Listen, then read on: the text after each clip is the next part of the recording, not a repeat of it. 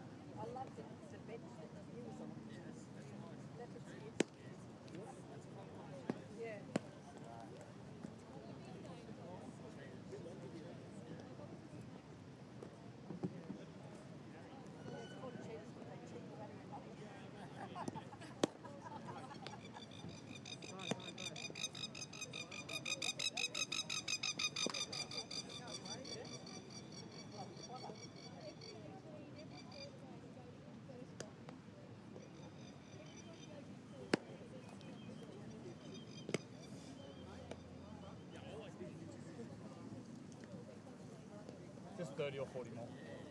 Just 30 or 40 more.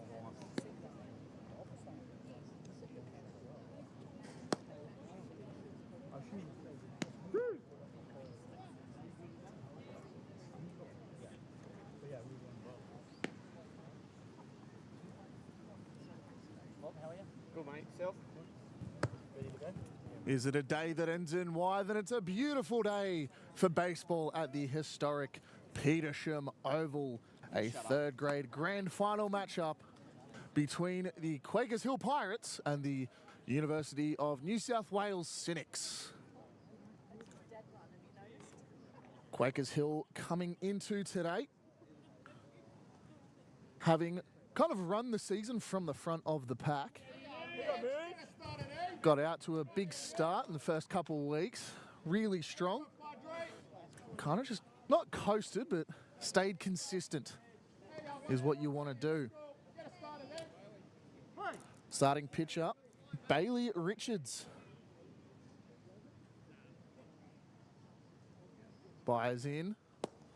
First pitch, strike on the call. Defensively for your Quakers Hill Pirates, the home side in today's outing. Cooper Horn in left field, Ben Sawyer in centre, and Liam Booth in right. Bailey Richards firing in on his second pitch. Ball in the dirt.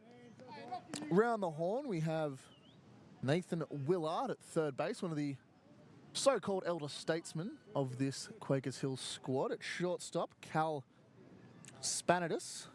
Second base, Harrison Riley. And at first, Ethan Sutter. Ball grounded left side, picked up, fires over for the first out of the afternoon. Thank you, Cal Spanitis. Obviously, with Bailey Richards on the bump, you have Eli Lewis behind the dish. Eli Lewis, one of the nominations for the batting award in third grade as well as third grade MVP, both of those league-wide. Hitting at second for University of New South Wales, Tia Young. First batter was Mitchell Little. The offensive scheme for the Cynics, obviously with Little and Jung up to bat. Followed with Jasper Odgers. Ball fouled left side. And that one is for the fans. Let's go, AJ. Here you go. Work for us right here, kid. We've got Jasper Odgers, Edward Carpenter, Joseph Hutt, Ash Egan, Chase Dodd, Jesse Ganero, and Jensen Curry rounding out the full 9. Right-handed to southpaw. Good eyes. That baby. Ball called. Strike called rather, makes the count 1 and 2. Here yours, AJ. Here you go. Hey, here you go, AJ. Potential payoff here against the two-hole hitting AJ Jung. Grounded, this time to the right side. Dig it out. Second base, grabs, gets the go and got him by a handful of steps. His defensive outlook for the Pirates is looking hot, hot, hot right now.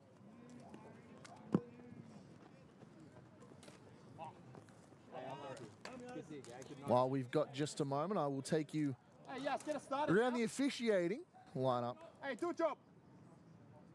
Got Joel Merchant behind the plate, Jeff Good job, yes. Here you go. Dillison at first, and the ever knowledgeable Michael Bryan down the third base line. Good eyes. Another baby. southpaw in the 3-hole for the UNSW Cynics. Jasper Odgers. Get yours, yes. Start the game in right field. Trying to avoid a 1-2-3 top of the first. Good eyes. That boy. Ball low. Has to be there. Has to be there, yes. 2 balls on the count, 2 out, top of the first.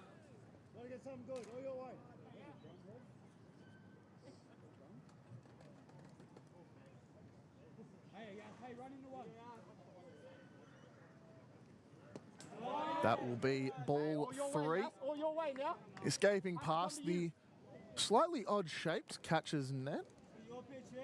You may notice that we are playing on a cricket oval, Has come you, yes. the lesser of the summer sports, which does allow for some quite fantastical fielding conditions.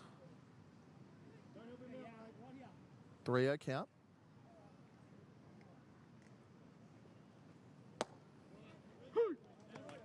Richards finally gets a strike call, evolves the count to 3-1. And as I was saying a minute ago, as we are playing on a cricket oval, All yours, yes. All yours. center buddy. field is all of 500 feet away, but the poles are at about 280. 4-1 count. Puts the first base runner on for the Cynics. Takes away the perfect game from Bailey Richards. 4-hole hitter, Edward Carpenter, coming up. Matthew Curry, third base and head coach of the Cynics, just dropping signals to his 3-hole hitting Jasper Odgers.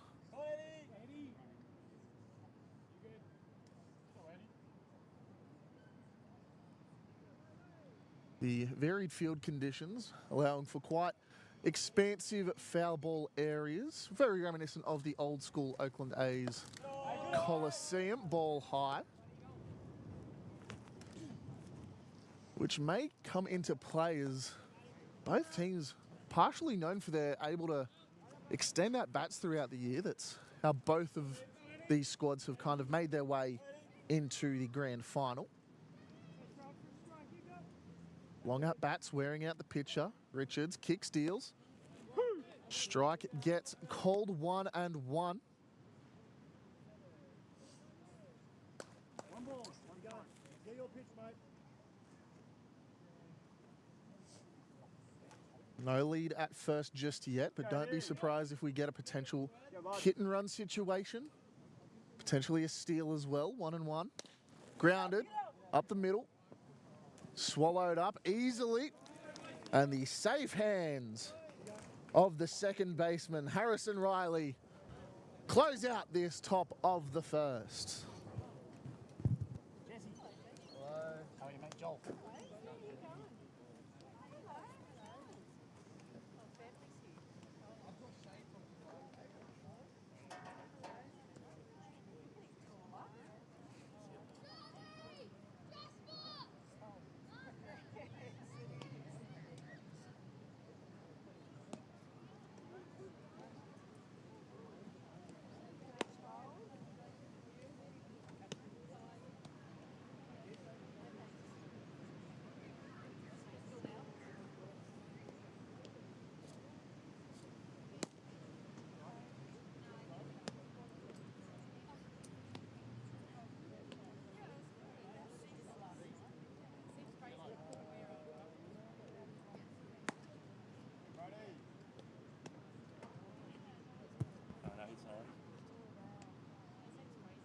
Bottom of the first. Defensively for Sydney University, we've got Brody Newell on the bump. In the outfield, AJ Jung out in left. Chase Dodd in centre. And right field has the only man to reach base for the Cynics, Jasper Odgers. Round the horn, Jensen Curry at third. Mitchell Little at short, Edward Carpenter at second, and Ash Egan at first. The aforementioned Brody Newell on the bump, and Jesse Gennaro behind the dish. Offensively for the Pirates, Ben Sawyer, Nathan Willard, Eli Lewis, the star to watch in today's game, the aforementioned MVP and hitting award candidate league-wide in third grade. Harrison Riley in the 4-hole. Cal Spanitis, Stefan Simic, Ethan Sutter in the 7-hole, and rounding it out is Cooper Horn and Liam Booth. Ben Sawyer stands in. Now, something else to note, as well, I've got the lineups here. Sydney University also have a contender in the hitting and MVP awards in third grade. His name would be Ben Warnock. He is currently on the bench. Potentially a pitching outing later in today's game, but is not going to be used, at the very least in the first, we believe. 1-1 count.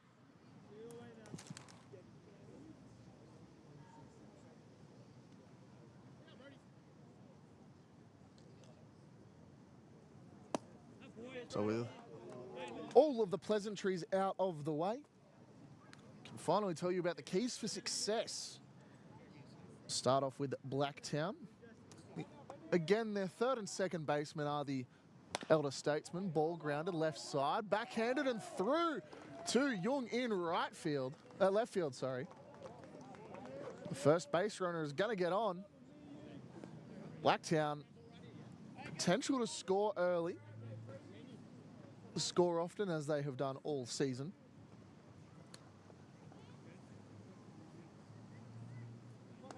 Got Nathan Willard up to bat in the 2-hole. Other than the third and second baseman, one of them you are seeing currently, everyone else is eligible for an under-18s squad. They're going to check the pitch. Did not go. 1-0 count. Coaches for the Cynics showing their dislike for that call. Second pitch also draws low. Yeah, everyone in this under-18, or in this third grade squad rather, is under-18s eligible. Some play multiple games each week. They teach the fundamentals at training to these young bloods. Quote direct from the coaches, there's no need to complicate the game. You've started strong all year. Play the game.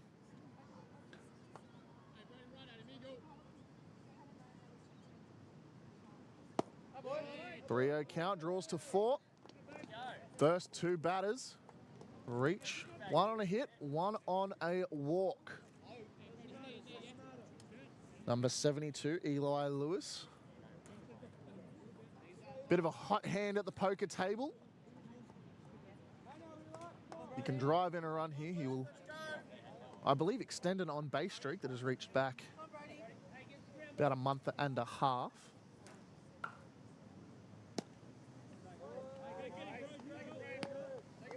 Ball outside and away.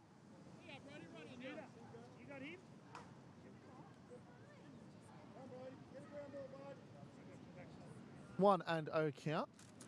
Newell kicks and deals. Chopped. Newell over to make the play. And Gennaro also covering. Who said pitchers aren't athletes? If you guys aren't going to make the plays, you might as well watch me. That draws Harrison Riley up to the plate.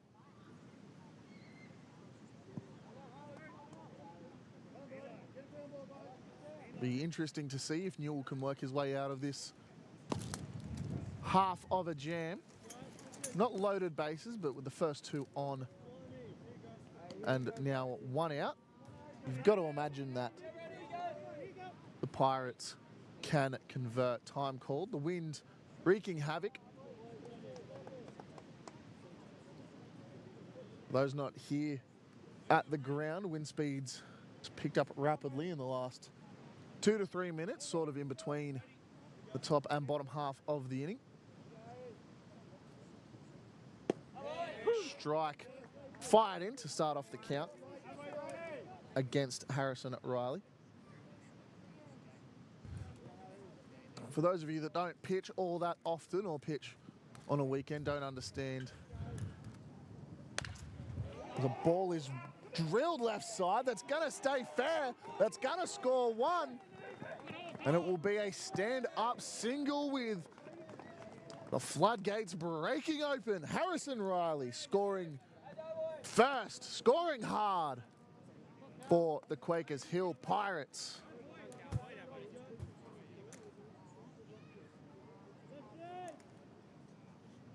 Brings the 5-hole hitting. Cal Spanitis up to the plate. A lot of southpaws thus far in today's game. Ball cut fouled away into the Cynics dugout. You may notice a couple of these lefties may switch to the correct side of the plate later in today's game. There's a lot of fresh young talent being bred through Australian baseball, and pitch comes in, ball away. One of the current trends is to teach kids how to switch hit, and a bit of a tactical advantage being able to face both sides of the mound. Big swing from Spanitis. Big swing to no avail, unfortunately.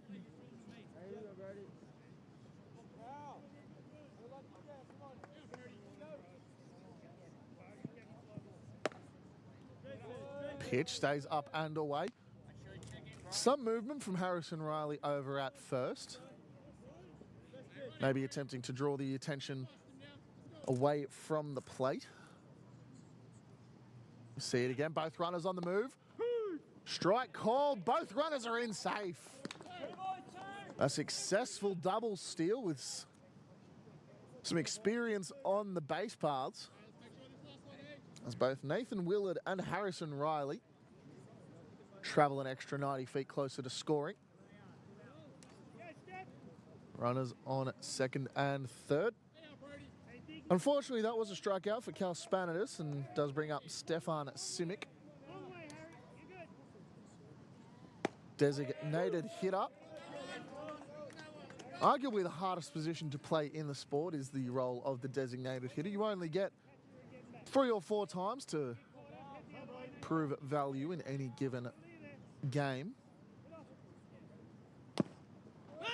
Ball chopped and called foul. Believe that hit the batter as he was about to leave the box. 0-2 count. Check swings, or checking down on swings rather, making contact is vital. David Ortiz made a Hall of Fame career out of absolutely demolishing baseballs. Chopped left side. It's going to carry, and it's going to carry all the way out to AJ Young.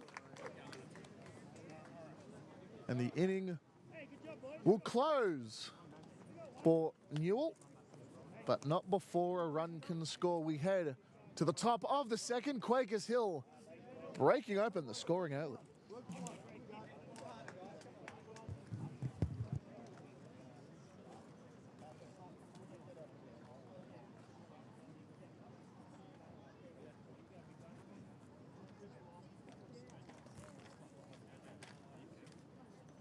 What are you?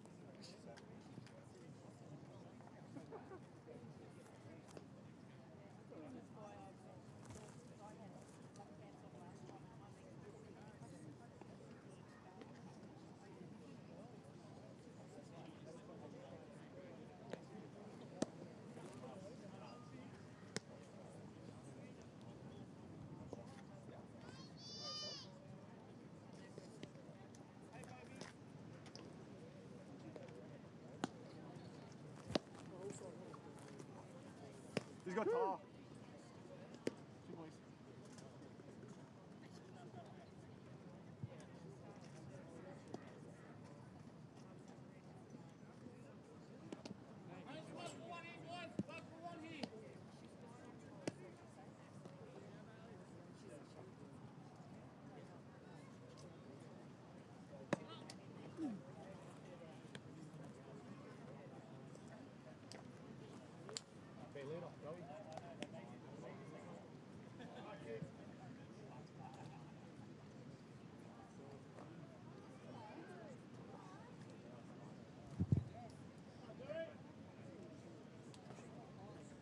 Back in the top of the second.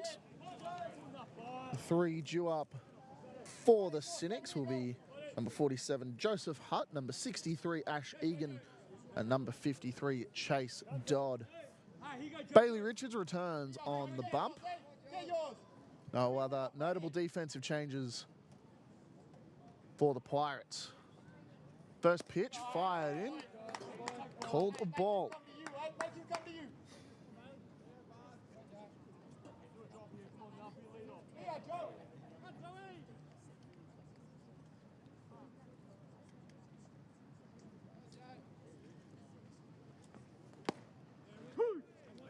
Another pitch fired in, this time a called strike.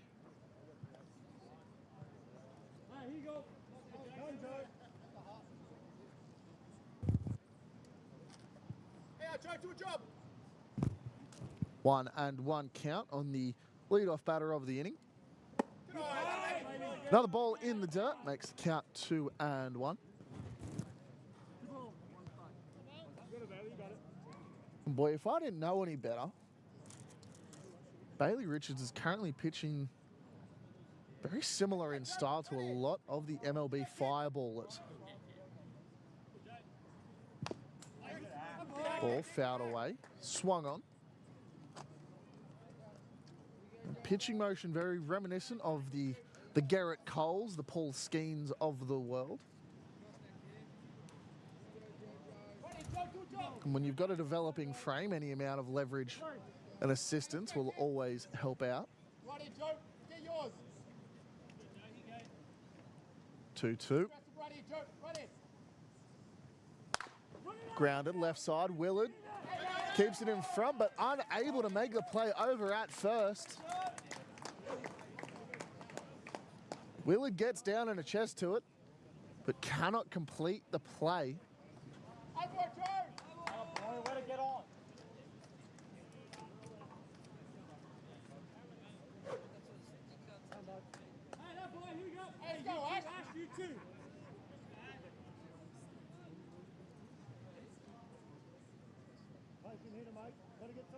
Let's go, Ash. Ready. Come on, 6-3, 6-3. Ash Egan. Pick-off attempt over at first. To no avail.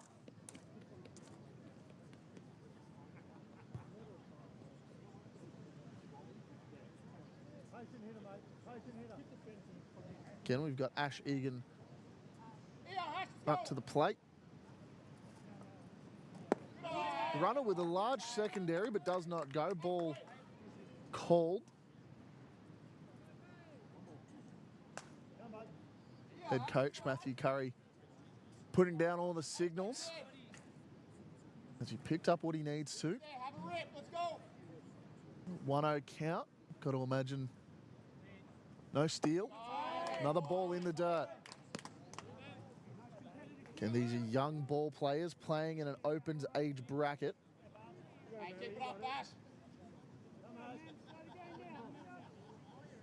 I can only imagine the immense pressure being placed squarely on the shoulders of Bailey Richards right now.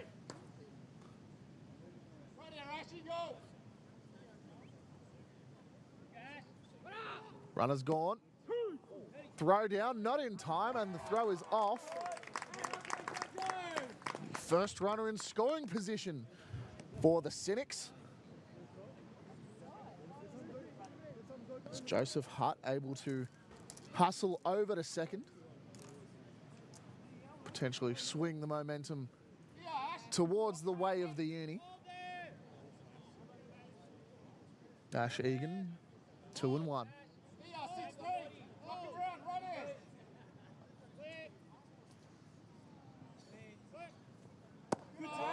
Ball in the dirt. It was a fairly good throw from the catcher Eli Lewis. Would have had him timed. Unfortunately, the throw was a little wayward to the left.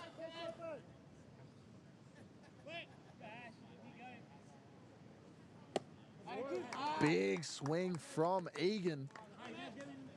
If he can control that swing ever so slightly, he might be able to drill one out to, again, the very deep centre field, the expansive centre field of Petersham Oval. Can't trigger on it and sees strike 3. Bit of kung fu for Bailey Richards as he gets himself another punch out. Brings up one out hitting Chase Dodd with a runner on second.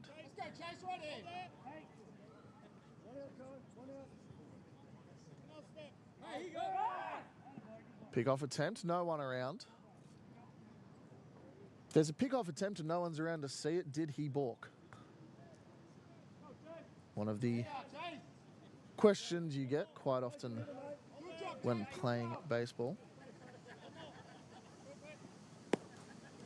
Strike called on at Chase Dodd. 0-1 count after the pickoff attempt.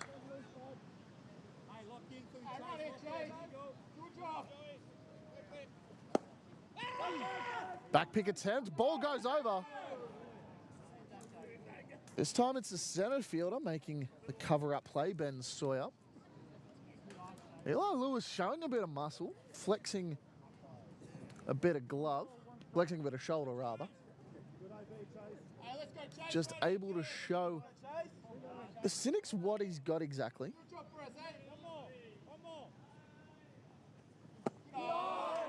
Ball in the dirt.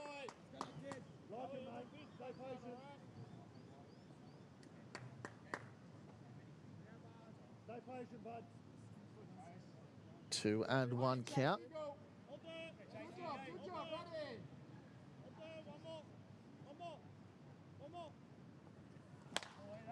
Popped up, right centre field. Ben Sawyer parking under it with a can of beans. Runner does not show. So after a lead-off knock, or a lead-off error rather, is how it's officially being scored. A steal of second may not be converted. As Jesse Gennaro strides up to the plate.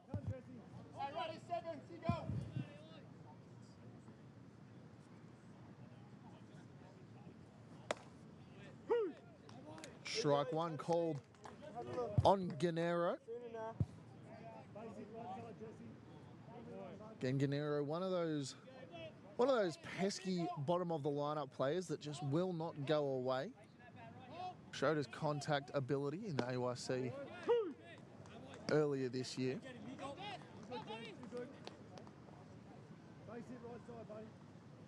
Played for a New South Wales squad that unfortunately couldn't get the job done.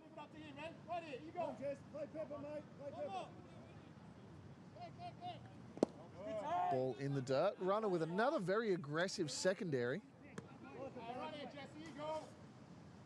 But again, no sauce on the steak.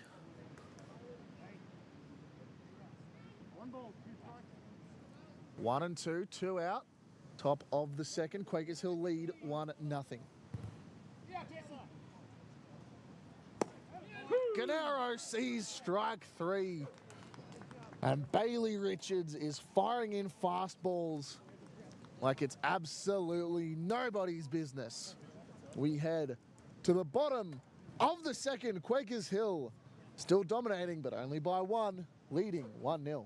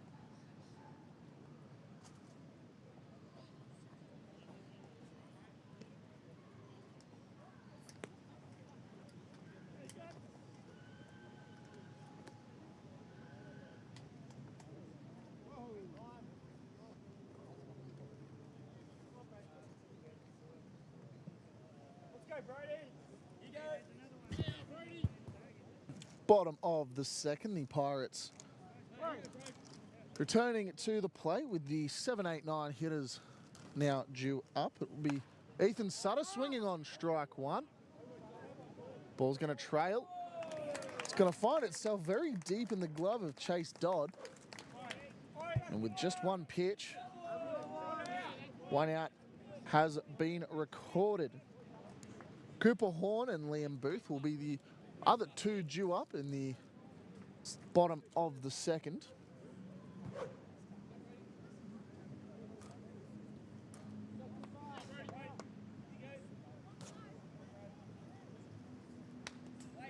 Swinging on the first pitch, fouled away. Quakers Hill obviously liking what they're seeing against Newell. Trying to capitalise on that first pitch fastball that most pitchers tend to rely on.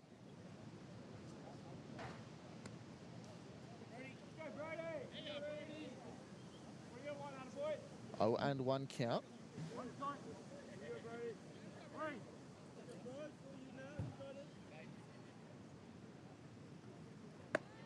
Swinging on the second pitch as well.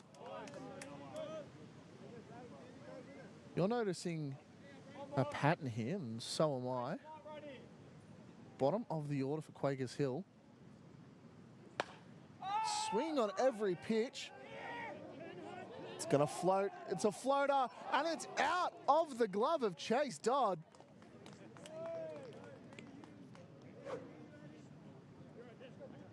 From it's a floater to it's a hit. And with two out, Horn is able to capitalise, find himself on first. With the top. No, sorry, Liam Booth with one out. It was Cooper Horn over on first. Pitch high, they're going to check on it. Did not go.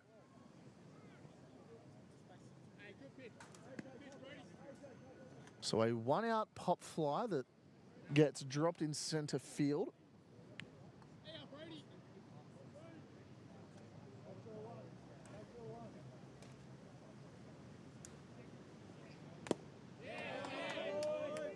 Foul tip.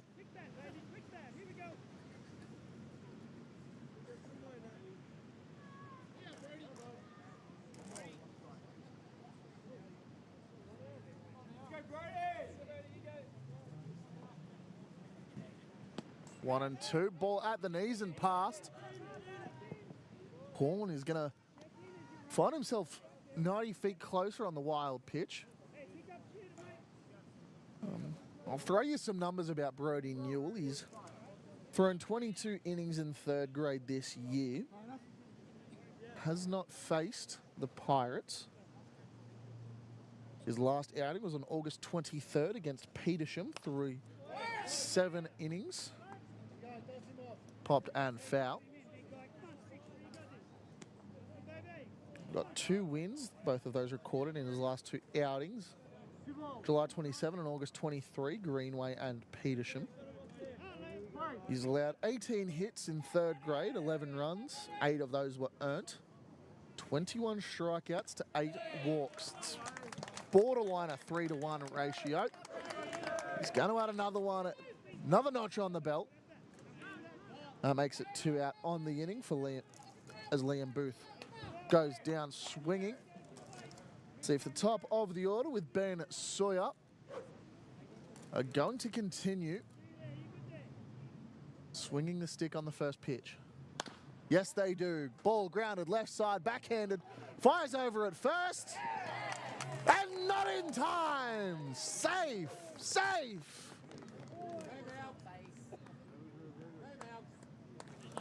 Ben Sawyer with the ever-aggressive approach. From quite a lengthy at-bat against Liam Booth. Ben Sawyer able to strike while the iron's hot. See that first pitch and drive it. Nathan Willard comes up to the plate.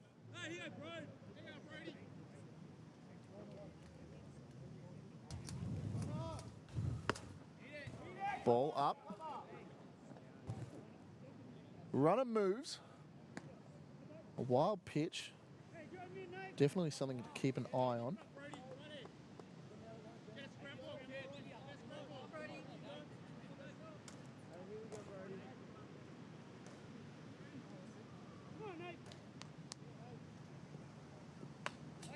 Nathan Willard swings on a 1-0 count, makes it 1-1.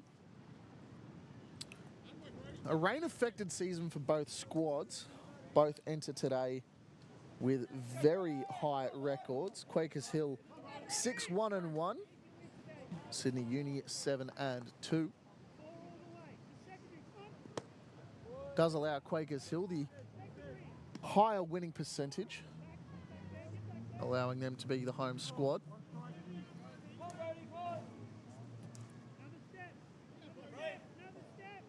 Two and one. Another swing, 2-2. I'm not sure if it's coming across on the video, but it doesn't look like Nathan Willard is entirely comfortable up in the box.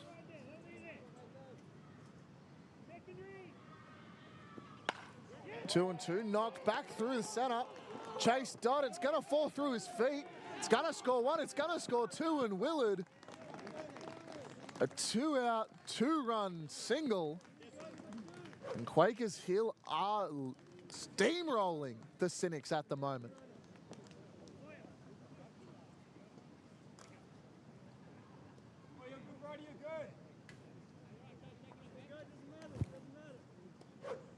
As mentioned a minute ago, Quakers Hill 6-1-1 on the year.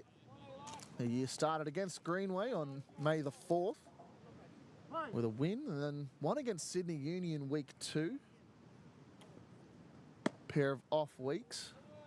Another win against Sydney Uni, Greenway and Petersham.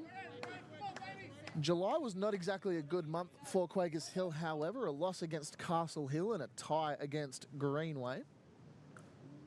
August missed the first 2 weeks. Defeated Castle Hill last week, or 2 weeks ago rather. They find themselves here today.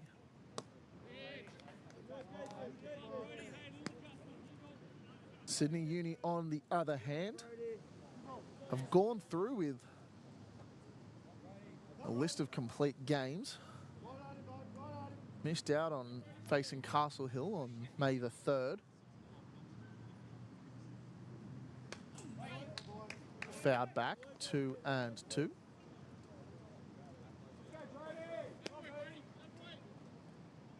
First game of the year was that loss to Quakers Hill.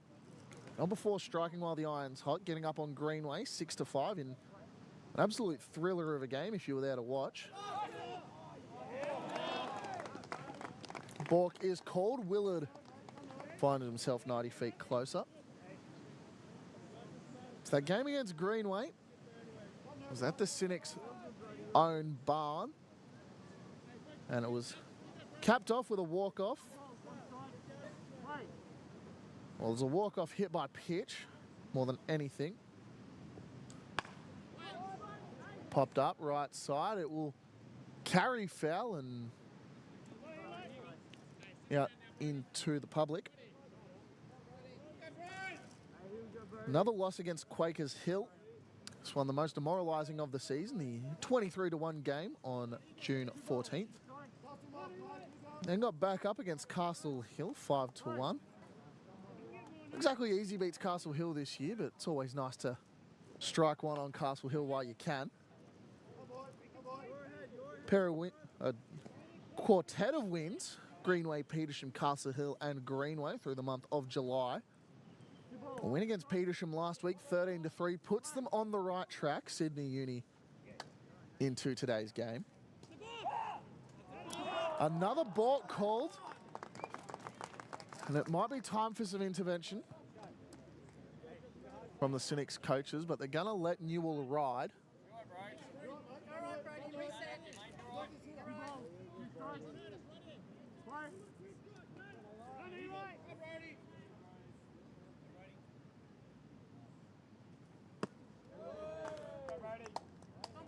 Brody Newell throwing the most amount of innings.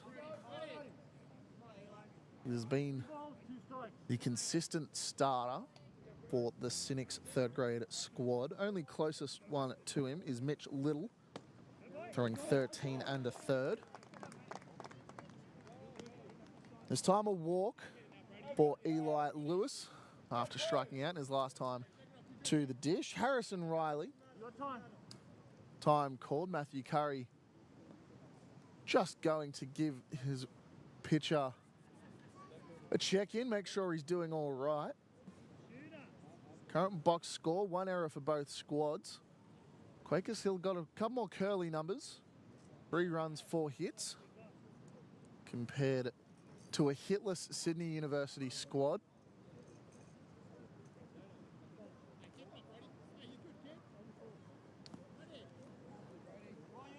Newell not with a squad leading ERA, but definitely a qualified ERA of 2.5. And a walks and hits over innings pitched, which kind of shows the efficiency of pitches. 1.1 pick off. Not in time. Had Lewis complete all ends up. Time is called. Eli Lewis digging around. Got something in his eyes, we believe. Again, the wind picking up, maybe throwing some dirt around while he was sliding back in. However smart it is that we slide on the dirt, it's not always friendly when you've got 2 eyeballs, maybe a mouth open while you're sliding in head first. Has happened, people. Go watch any under 12s game. They'll want to slide in head first and cop a mouthful of Knights Field.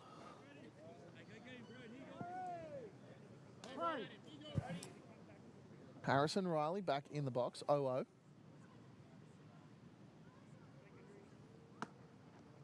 So he's the first pitch down.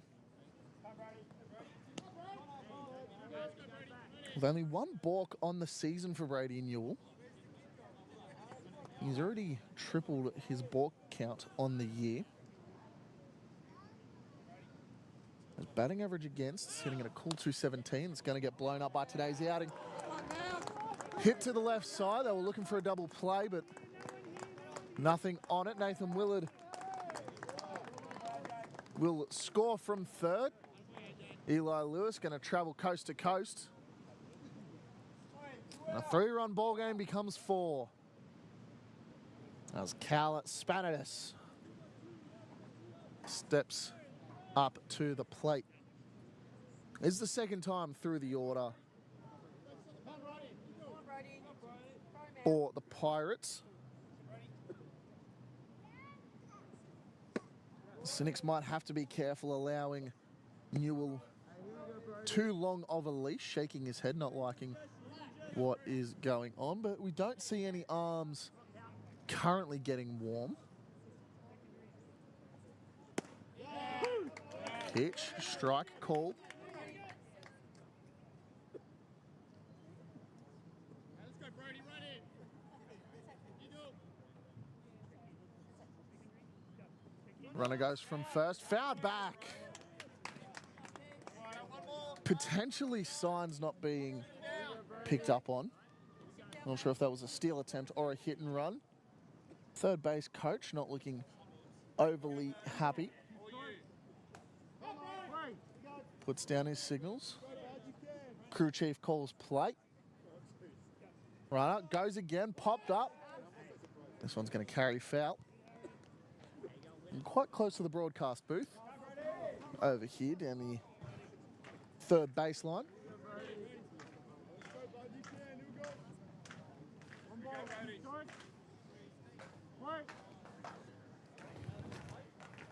Cal Spanitis facing a 1-2 count.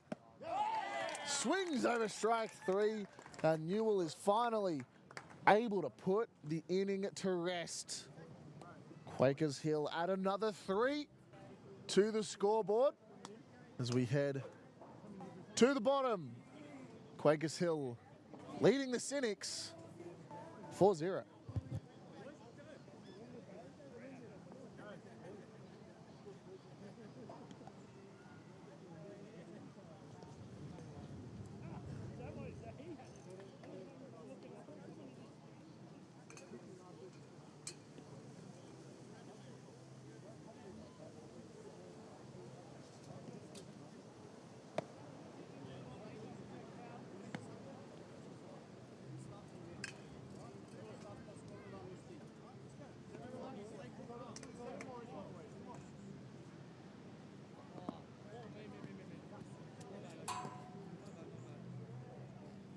No match balls come back, Mitch.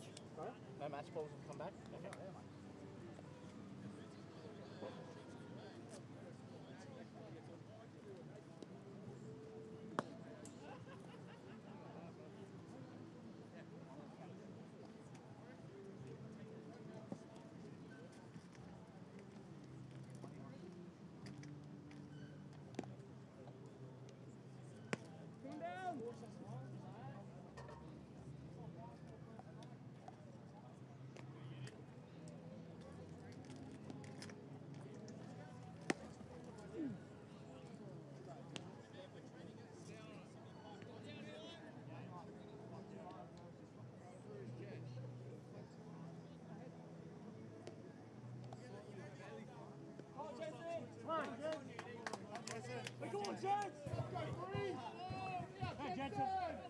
Top of the third.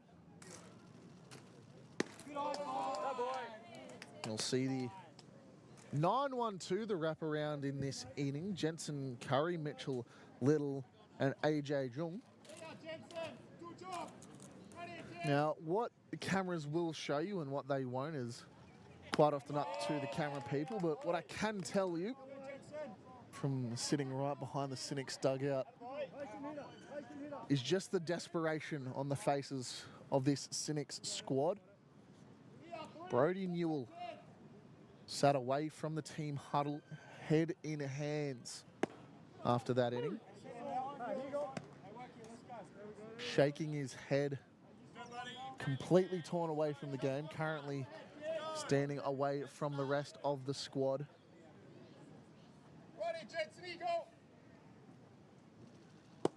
Jensen sees ball number 3, count 3 and 1.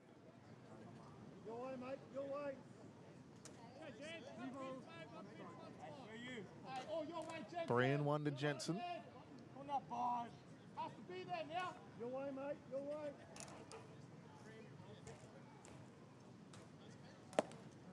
That'll be ball 4, a base runner, finally for the Cynics.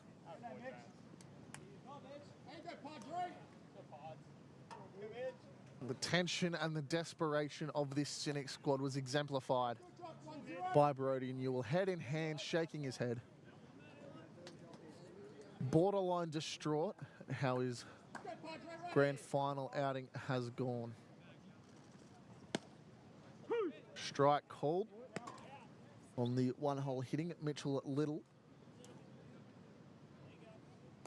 Now, contrary to Newell's outing, Bailey Richards is having quite a heater of a game. 0-1 count to Little. Ball in the dirt, runner goes. I believe it was Gennaro, unable to make the grab. No, Eli Lewis, rather. Unable to find and fire off on the steal. Bailey Richards has been quite active this year. Run 24 and 2/3 innings. And in his outings against Sydney Uni, he threw 2 and 1 2/3 on the May 10 and June 14 games.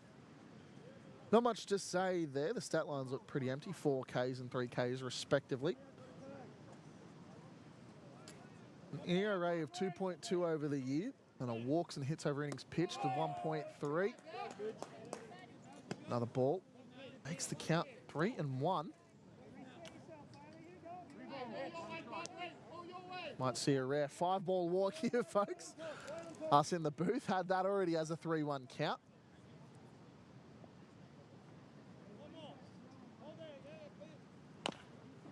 Ball grounded. Nathan Willard able to take it on the middle hop. Fired over to first. So what could have potentially been a 4-ball walk turns into a first out of the inning. Going back to Bailey Richards' numbers. Total of 31 Ks throughout the season. Had 7 in 6 innings against Castle Hill on August 17. Can you imagine the dominance displayed against Castle Hill? Bunt shown, not gotten down, however, from AJ Jung. Good job. Go, buddy. Batting average against total for Bailey Richards, 193. The league average is around 260, 270. Pick-off attempt from Richards. League average, batting average would be around 270, 280, 260. He is almost forcing 100 points less in batting average when on the mound. Ball in the dirt. I would love to put a radar gun on this Richards kid, just see how hard he's actually throwing.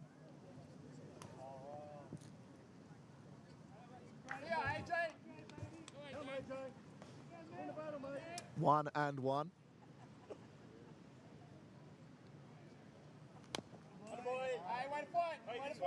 Fouled away.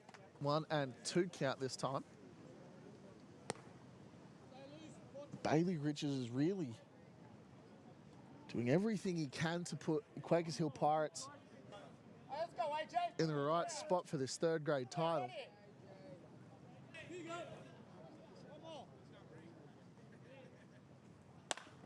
Grounded, left side, picked up and fired over in time. Absolutely fundamental from Cal Spanitis, playing a quite electric shortstop. Not before the runner moves to just 90 feet closer to scoring. Hey, yes, do a job. Ready, yes. Brings up the 3-hole hitting Jasper Odgers.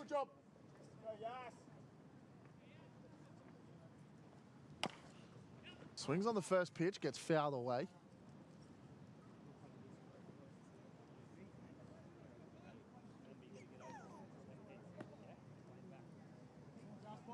There you go, yes. Good job for us, ready. Jasper Odgers with a fairly good year.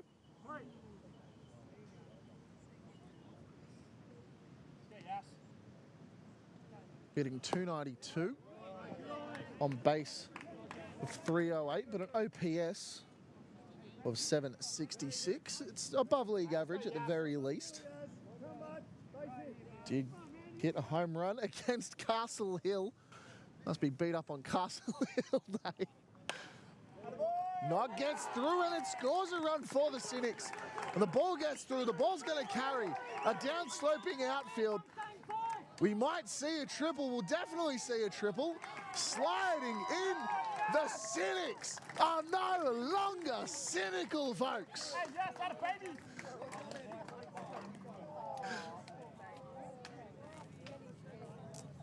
A break it open RBI triple finally puts the Cynics on the map.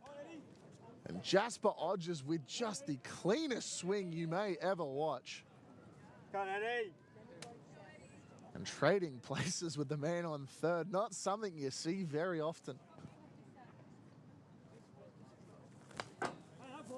Ball fouled back from Edward Carpenter. Now, I keep going on about it, but the field will almost definitely play a part in today's game, be it the Oakland Coliseum-esque foul ball areas, the down-sloping outfield that trails to the white picket fence, or just behind second base, the hard top cricket surface.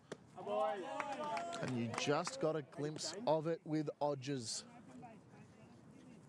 1-1.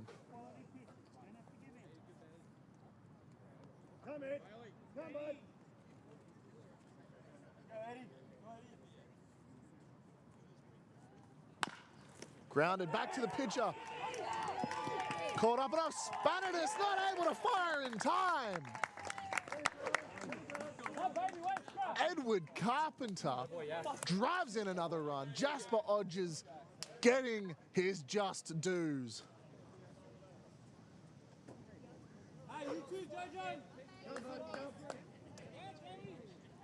Not how you wrote it up, but it's how you're going to take it.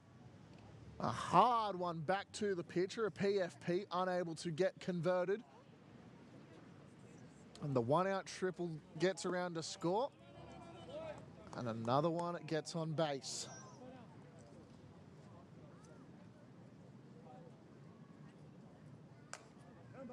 Edward Carpenter on the year has won a stolen base. It was the same game that he hit that home run against Castle Hill, which just makes about everyone else happy. 0-1 count.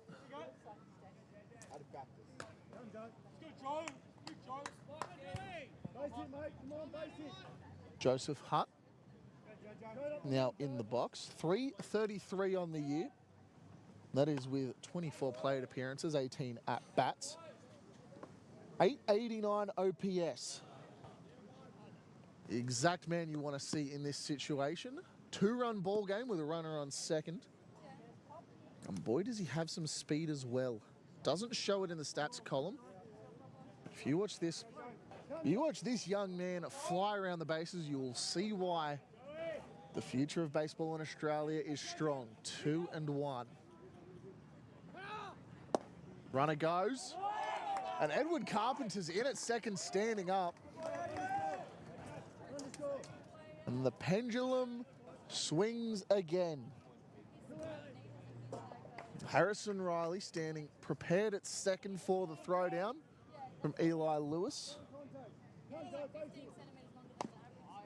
Fouled down and into the Quakers Hill dugout.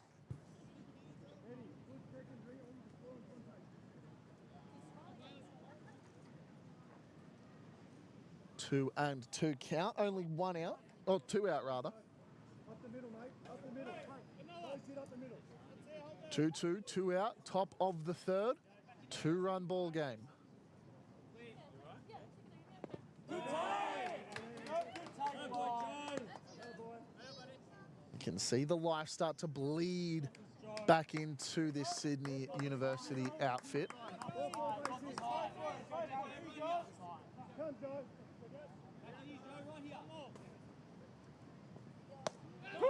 Under strikeout looking.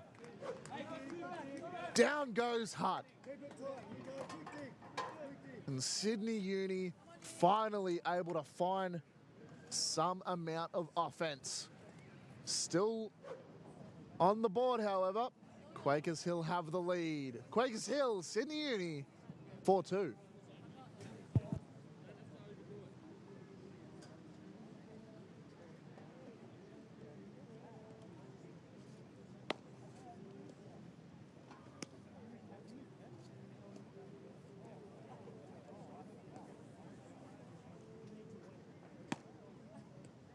In the back room.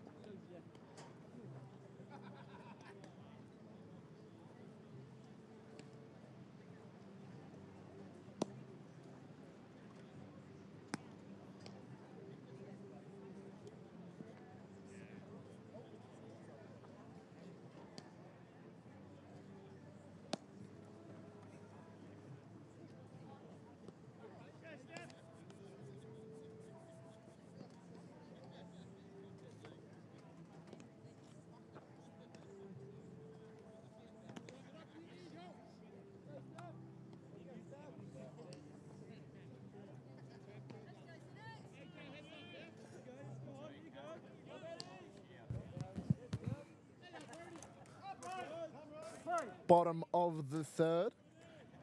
Stefan Simic, Ethan Sutter, and Cooper Horn. The three due up for the Pirates. First pitch, called a ball. Brody Newell returning to the bump. Potentially with some newfound confidence, was seeing himself almost a little too much. Started nodding on his way back out to the pitcher's mound. So there is a good chance you might see Newell for a little while longer.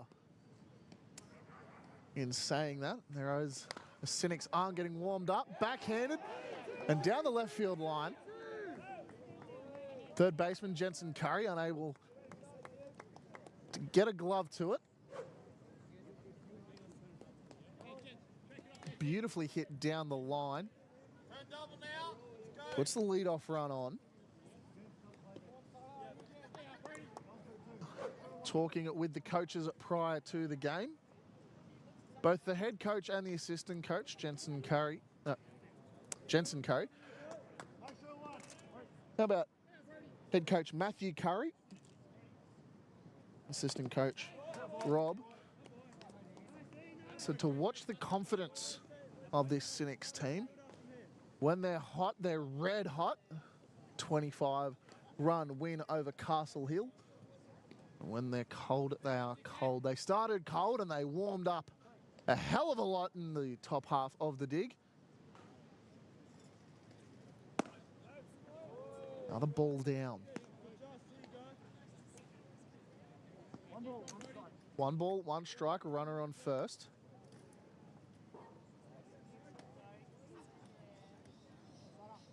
Runner goes. Popped. It's going to be a Texas leaguer into center field. Play at third. Not in time. Plays back at first. Not in time either. Stefan Simic goes coast to coast on an Ethan Sutter chop shot down into center field. Chase Dodd, and after giving up a couple outs in the previous inning, was able to make the safe play just now. Brings Cooper Horn up to the plate.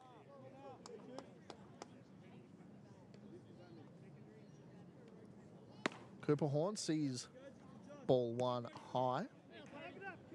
Horn with a 231 batting average, but a 912 OPS, and that's not from a couple big hits or just getting on base a lot.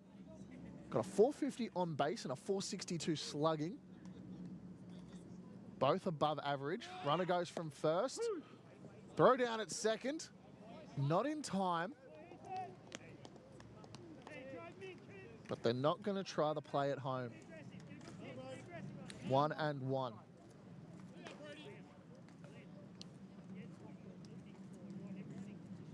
It's not as though Horn hasn't played a lot. He's got 13 at-bats on the year, 20 plate appearances. No home runs, a handful of doubles. A smattering of doubles, some would say. And he goes down looking. Set him up and watch him fall is Brody Newell. It's hard to see when pitchers are three true outcome kind of guys. Either you get struck out, you get walked, or you get hit around the park. Strike. Ball called, rather. Sorry.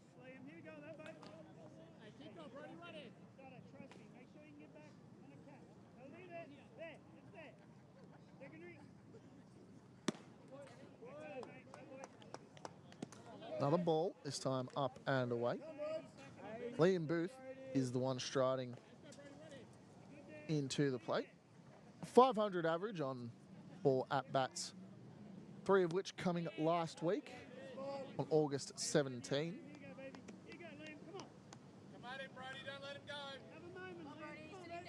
Spent most of his year in the under-18 squad. Unfortunately, I can't get many of those numbers for you.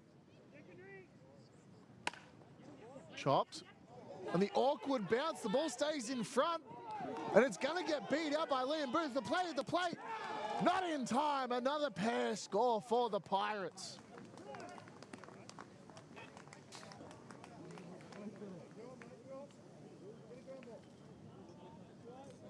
Again, the field conditions just wreaking havoc on the fielders.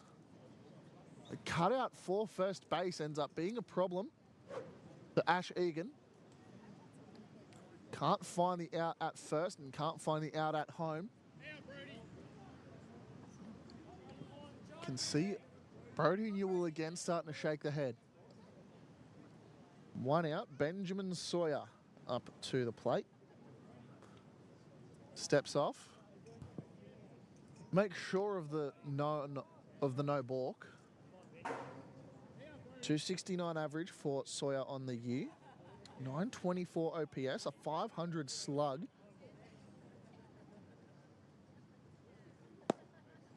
He hit for the cycle throughout the year.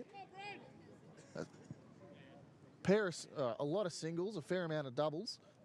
Hit himself a triple against Sydney Uni on June 14. That home run. Have a wild guess who it was against. August 17 at Castle Hill. There's something about the Knights Field atmosphere. Just asks for the best of the players.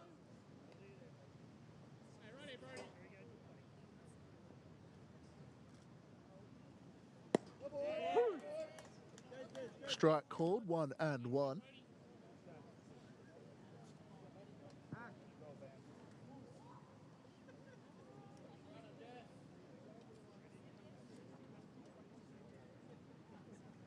One and one. Ball inside. Ben Sawyer throwing the hip at it. Has only grounded into a double play once this year. It was on July 20 against Greenway.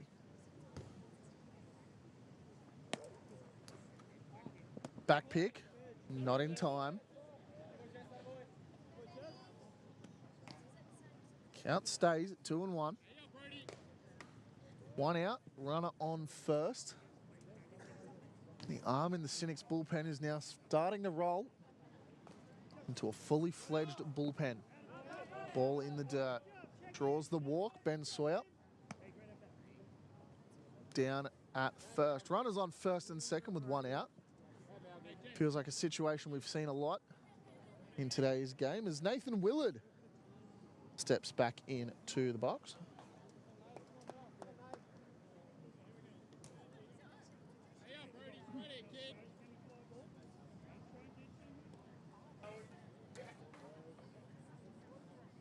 Willard hitting with a 450 average on the year, getting a little unbalanced in that pitch there, 0-1 count. First one-dotter we've seen in the OPS category. It was done in 20 at-bats. He's hitting for a 137 OPS, which is well above average. Hit by pitch. We will talk about Willard again later. Definitely a lot of numbers I'd like to explore. 1 out, loaded bases. The movement in the Cynics bullpen coming to an end. You've got to imagine the afternoon's about to finish for Brody Newell. Eli Lewis, batting award and MVP candidate. Doing it at a premium position, very Cal Raleigh-esque. A 542 average. And how's this a 1.8 OPS? If they aren't MVP numbers, I don't know what is. 2 home runs on the year. He's hit more doubles than singles. And his extra base hit count triples his singles count. This kid is electric. 2-1.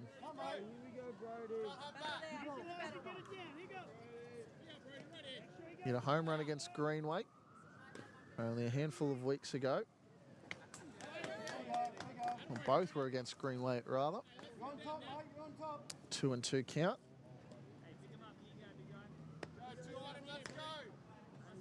If now's the time to add to the RBI count, this is as good as any. 11 RBIs on the year, 12 getting across the plate 12 times himself.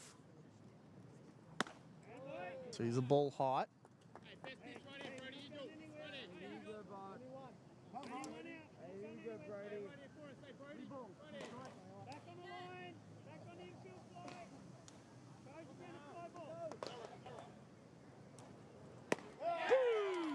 And Eli Lewis goes down, wondering what could have been.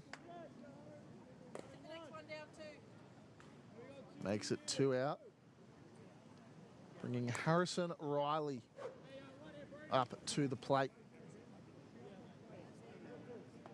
Harrison Riley, one of the ones doing the most amount of damage in today's game, 2 for 2. Ball fouled away.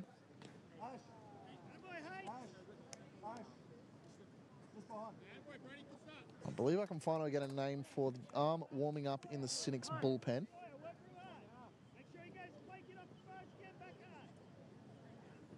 Looks like the young Kobe Faye.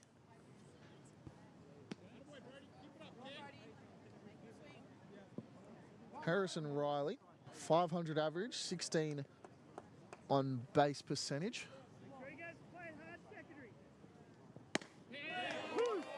Strike, called 1 and 2.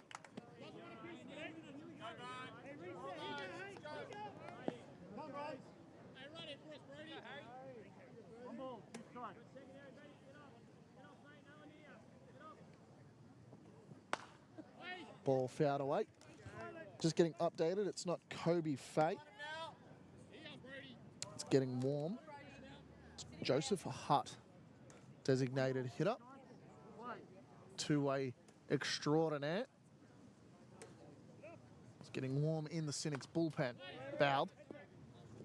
1 and 2 for Riley.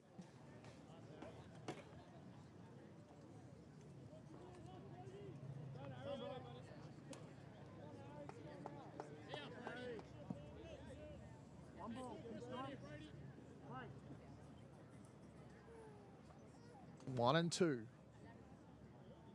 to Riley. Popped up. Ash Egan carrying. And no! Had the room, but not the intent. Could not go together. Popped up foul ball that would have gotten them out of the inning.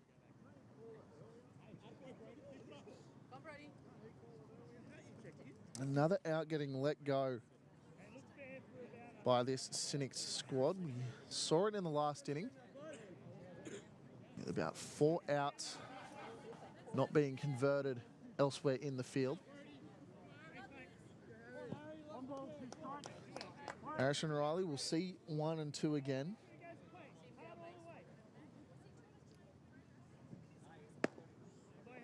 Ball high.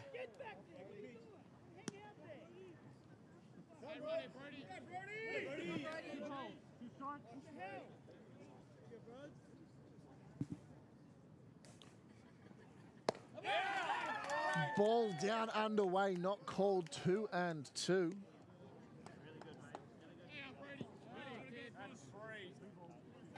Three balls, 2 strikes.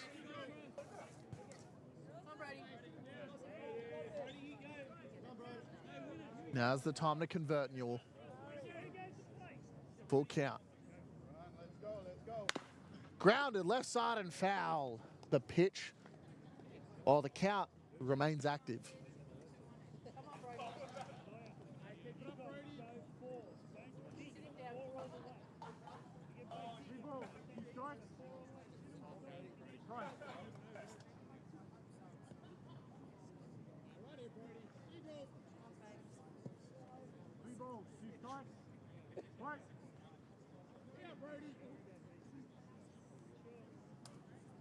Full count again.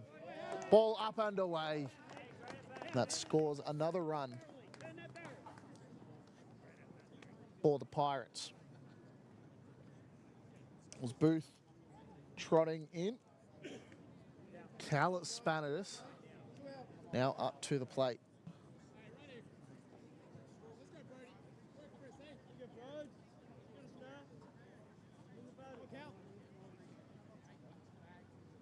Fresh count to Spanitis. So he's ball 1 high.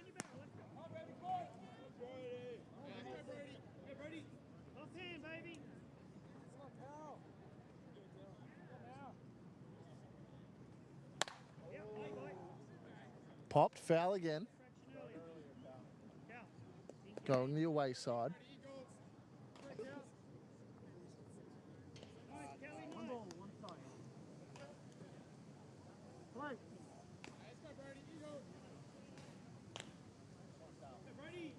1-1, loaded bases. 2 out. Strike is called. Make it 1 and 2.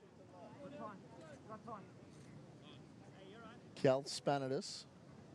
273 average, but 1 dotting on the OPS front.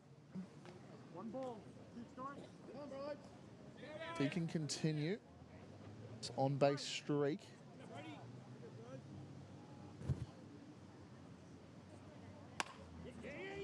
Grounded weakly, right side, picked up, gets the give and go. And finally able to get out of the inning. Brody Newell finds himself 5 runs in the deficit. We head to the top of the 4th. We are a third of the way through a ball game, folks, and what a ball game it has become. Quakers Hill leads Sydney Uni 7-2.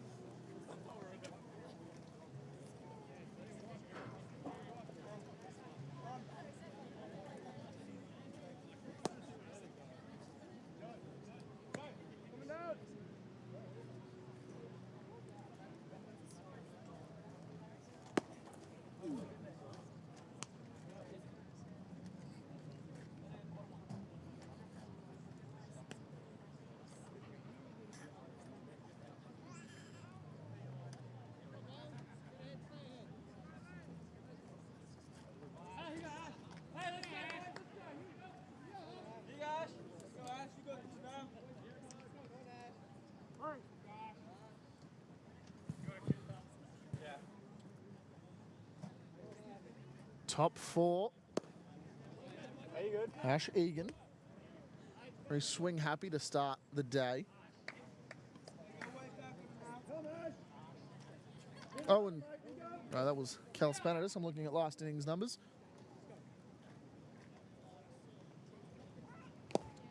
Ash Egan swinging over strike 2.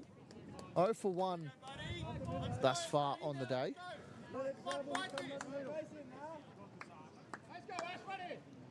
You'll see Egan, Dodd and Gennaro for sure in this inning. And looks at strike 3. 3 up, 3 down. 3 very quick strikes.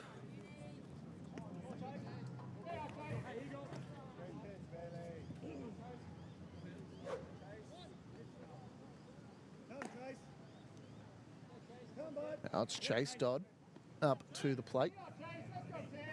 After breaking it open for 2 runs in the previous inning, strike 1 called. It would be incredibly detrimental to the Cynics to not at least answer the call somewhat in this inning immediately. Chase Dodd at 222 average and a 867 OPS.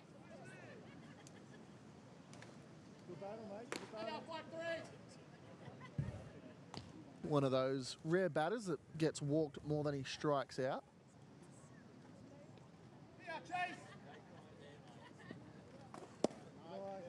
Ball called, and what could have been an immaculate inning, or a perfect inning rather. Unfortunately, will go the way of the Dodo. 2-1 count.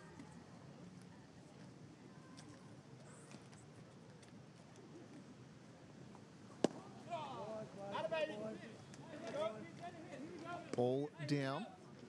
3-1. As I mentioned a minute ago, it is imperative rather for the Cynics to respond in any way, shape or form in this inning. Strike 2 called. Makes the count full. 3-2.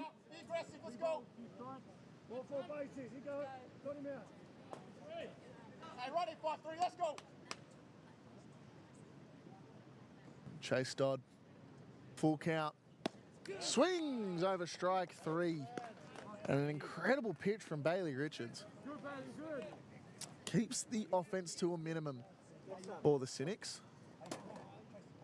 Chase Dodd venting some frustration on his way back to the dugout. As a batter myself, I can almost tell you exactly what he was thinking. I didn't get my pitch. Need a base runner.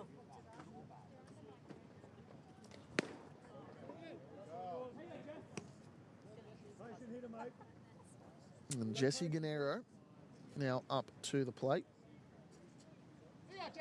Didn't spend a lot of time in 3rd grade this year. Grounded right side. And unable to beat it out. And when they needed it most, the Cynics go down in order. We head to the bottom of the 4th.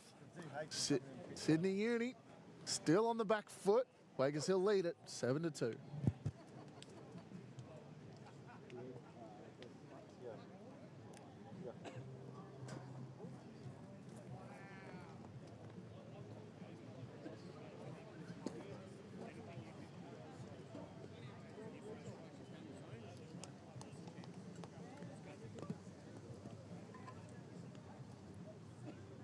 Kira. Hot.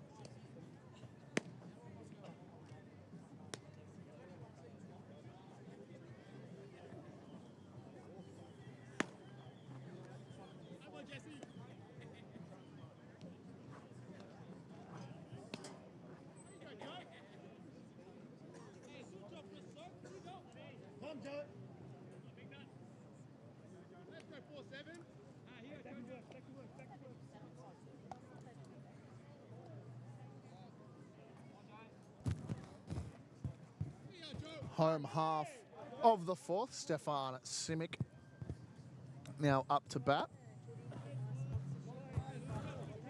Very reminiscent of a handful of innings ago when Stefan Simic led off.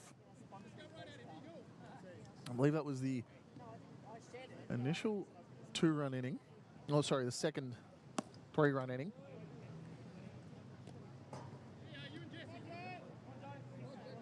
He's seen 2 balls. Again, UNSW, University of Sydney, sorry. Strike called. Have made that pitching change.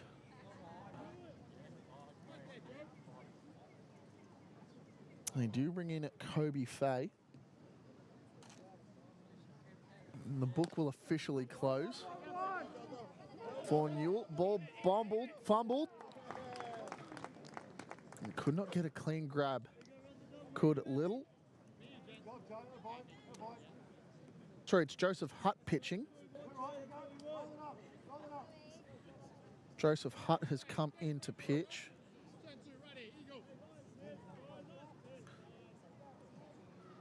His numbers on the year. More of a closing style guy. Did not start a single game. And has not pitched more than 3 innings in the year. Pitched 7.1 total.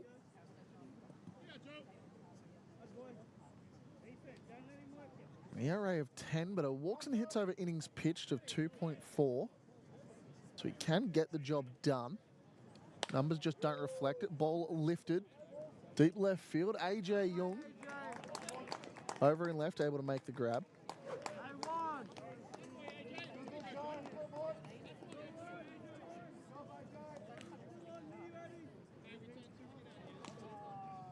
That will bring to the plate the 8-hole hitting Cooper Horn.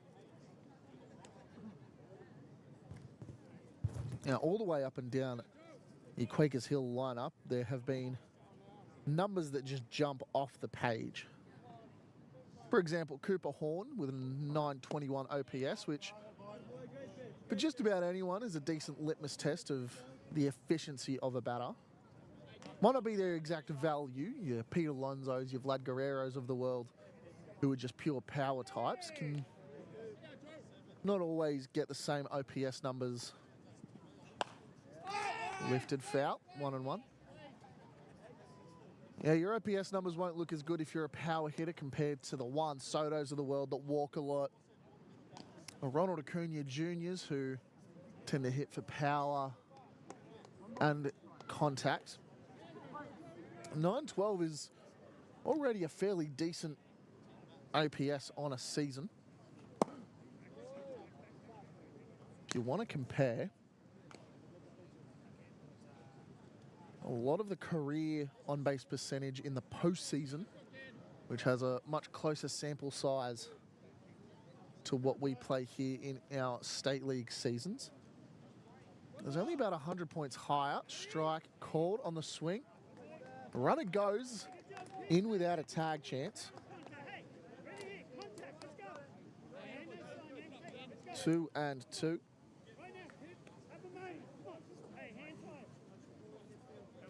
Number 9th on the all-time career OPS in the postseason is Carlos Delgado, one of those names that a little underrated. 2-2 count. Ball in the dirt, runner does not go. In 43 plate appearances, Carlos Delgado was able to garner a 1.199 career OPS in the postseason. Just remember that number once we start getting back to the top of the Pirates order.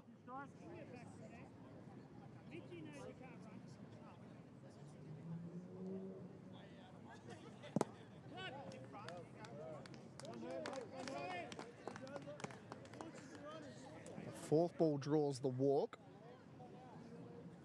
Cooper Horn vacates home. Allows Liam Booth up to the plate. This is the third time now through the Quakers Hill order. Booth 1 for 2 in today's proceedings. Strike one called. Another one of those players that didn't get a lot of game time in the Opens bracket. Only had 4 plate appearances prior to today. Does have a 500 batting average. Not what some would call a qualified hitter, but does have a single and a double. Grounded down the third baseline. Stays foul. And I believe another arm warming up in the Cynics bullpen. This time it's number 4.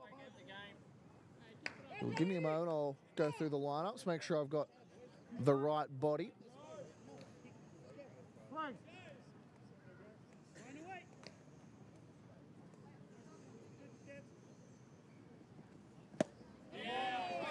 Swinging strike 2.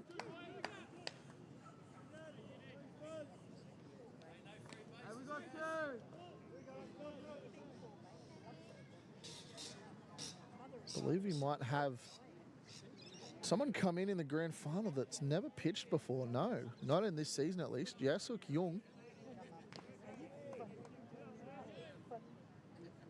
Sorry, he has pitched this year. A lot of them in the blowouts. Technically has no innings pitched. It's not a lot of numbers here at all. No strikes. No strikeouts, no walks. A whole load of zeros, as it turns out. No pitches thrown. But we will be seeing a new pitcher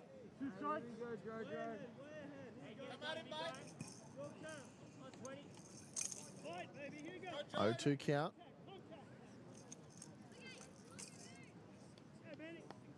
Steps off, does Hutt. Not willing to face Ben Sawyer just yet. And strike 3 looking. Hutt goes down in 5 batters. Allows 2 on and no damage at all. We end the 4th inning and find ourselves in the 5th. Quakers Hill leads Sydney Uni 7-2.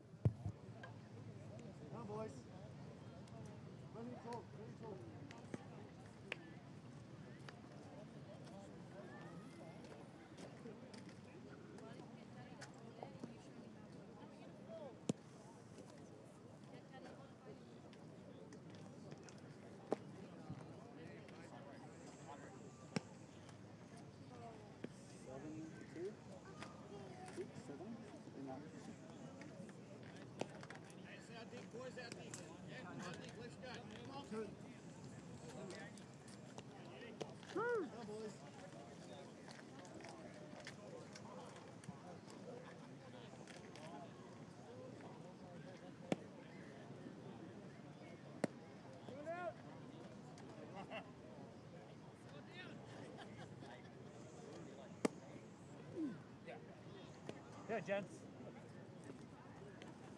Come, gents.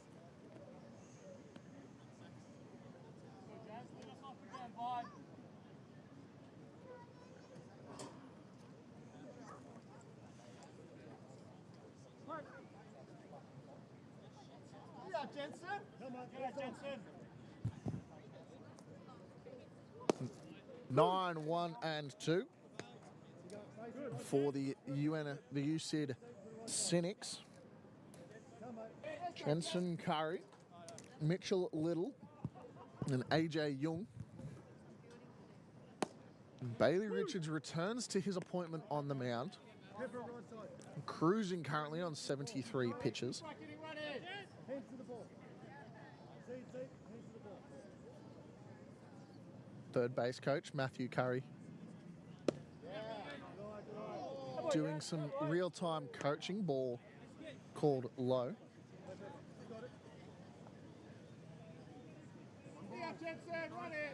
Jensen not spending a whole heap of time in 3rd grade. Only 8 at-bats. Good take, boy. And the numbers reflect it. 125 batting average from the 9-hole hitter. Not exactly ideal, but it's what you'll take. And swinging over the top, down goes Jensen Curry.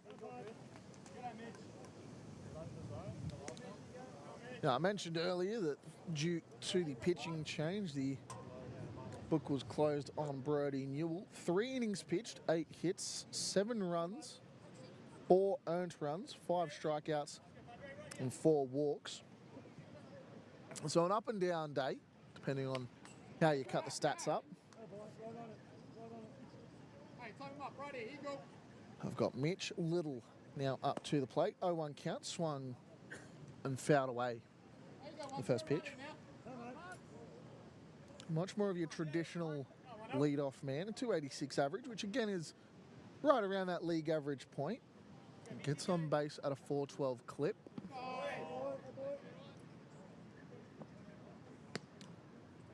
Just bleeds in the singles. Very few RBIs, but quite a large amount of runs scored. And an even strikeout to walk ratio. Line, left side, that's going to get down, that's going to get extras, that's going to get out to the white picket fence. He's turning, he's burning, and he's going to hold up at second, a stand-up double. As the one-out leadoff, Mitch Liddell.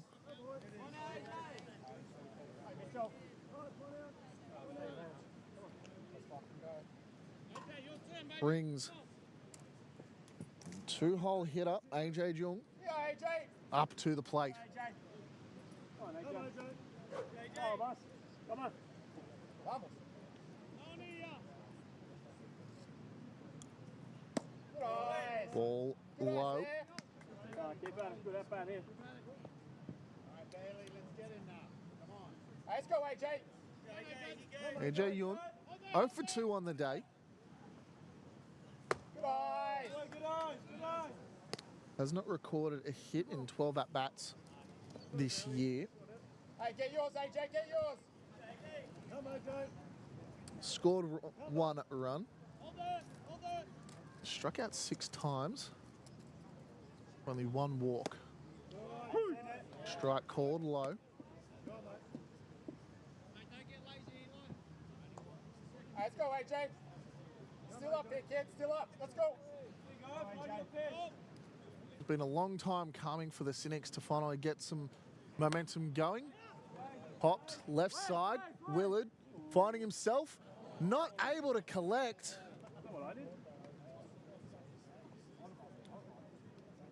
For the elder statesman of the squad, it's hard to go up and down in the way that he did. There you go, AJ. Put it in play right here. Come on, Joe, win the battle. Go, AJ. Win the battle. Cones demarcating where in and out of play is was just on the out of play side of things, but if Willard had have stuck his glove over and grabbed it, would have been able to make the play. 2 and 2. Chopped left side again. This one's gonna carry all the way into the left fielder's glove. Horn able to make the grab out in left. So a 1-out double, it becomes a 2-out runner on second. Hey, you nearly got it, eh? Nearly stuck it over there. Yeah, yes. Do it, AJ Yun playing Face it, mate, face it. very KBO, very Nippon League style. Wasn't able to convert. Odgers now up to bat. Swings on the first pitch. Squared back. Hey, if it's there, yes, give it a rip. Let's go. 292 average and a 766 OPS. Hey, let's go, yes, right here. Went yard against Castle Hill. Back on July 20. Let's go, Jasper. Hey, get yours, yes, get yours. Seems to be a consistent problem. Well, it's not a problem if you're not playing for Castle Number Hill. 3. Seem to be a lot of these players that tend to go the long ball and playing at Knights Field.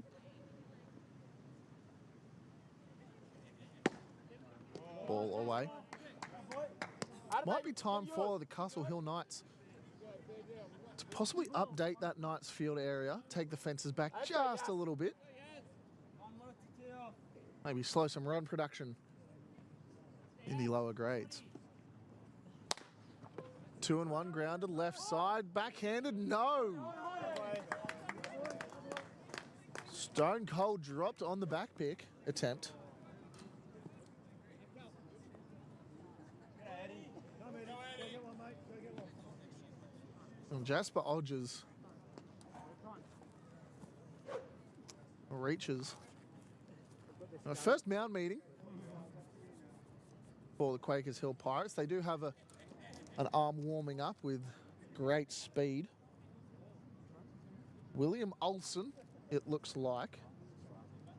Richards just shy of 90 pitches. What can I tell you about William Olsen? He's only thrown 2/3 of an inning.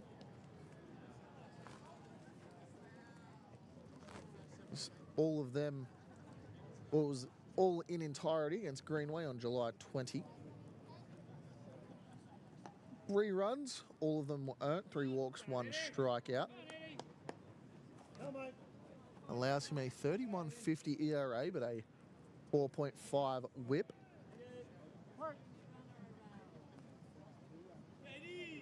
Come in. Boy, boy. Ball low. Come on, Eddie. Here you go, Eddie. Eddie. Come on, Eddie, right here.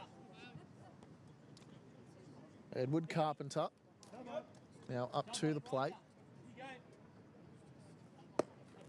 go. Ball low. Good eyes. Carpenter 1 for 2 on the day. Can't be stopped. You like it, mate. You like it. Come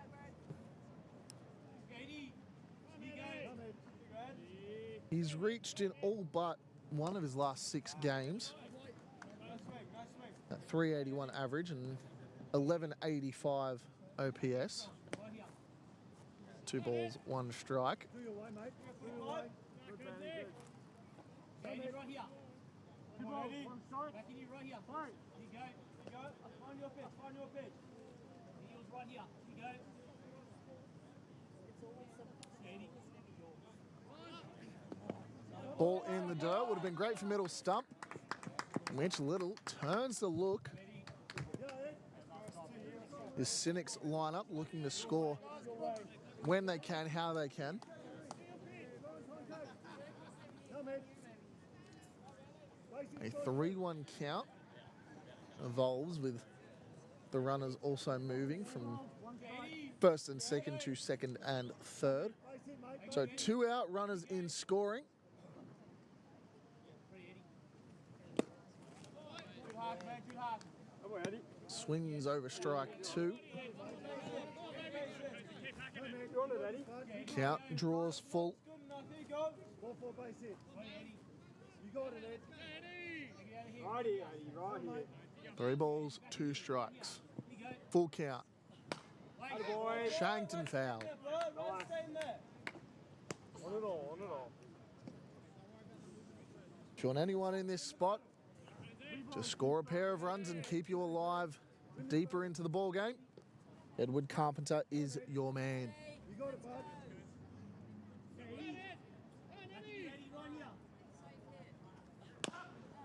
Grounded right side. Not in time. And Sydney Uni unable to convert on the one out double from Mitch Liddell. We head to the bottom of the 5th. Sydney Uni and Quakers Hill hold firm 7-2.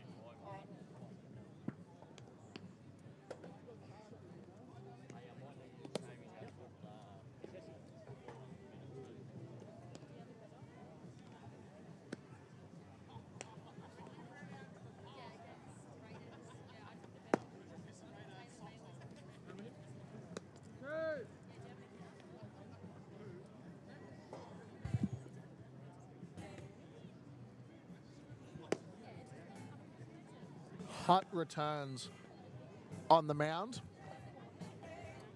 and is about to face the killer's row of this Quakers Hill lineup. Willard, Lewis and Riley, the 3 due up. Now, before we get too deep into any of the at-bats, I'm going to set the table a little bit here.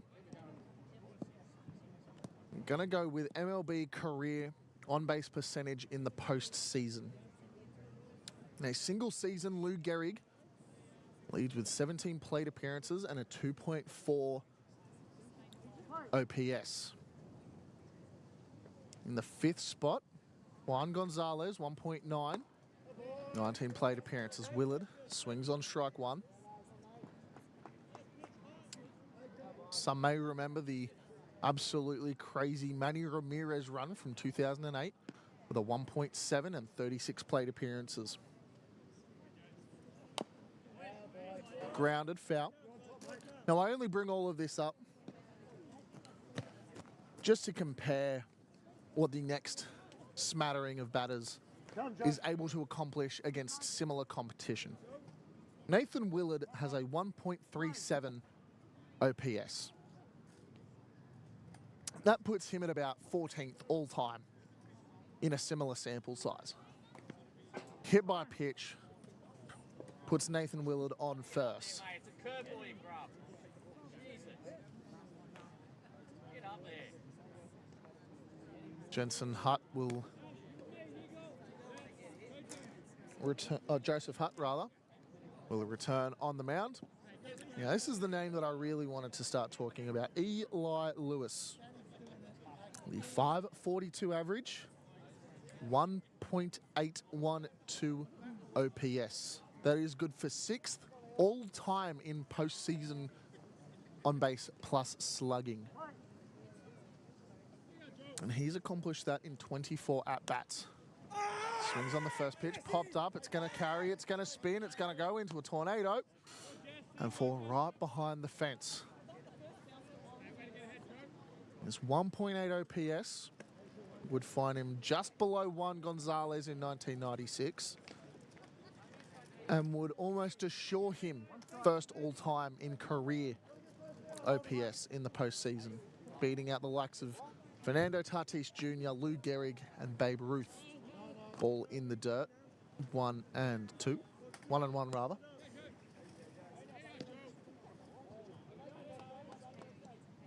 One ball. One strike. Nathan Willard on first, 1 ball, 1 strike. And another foul from Eli Lewis.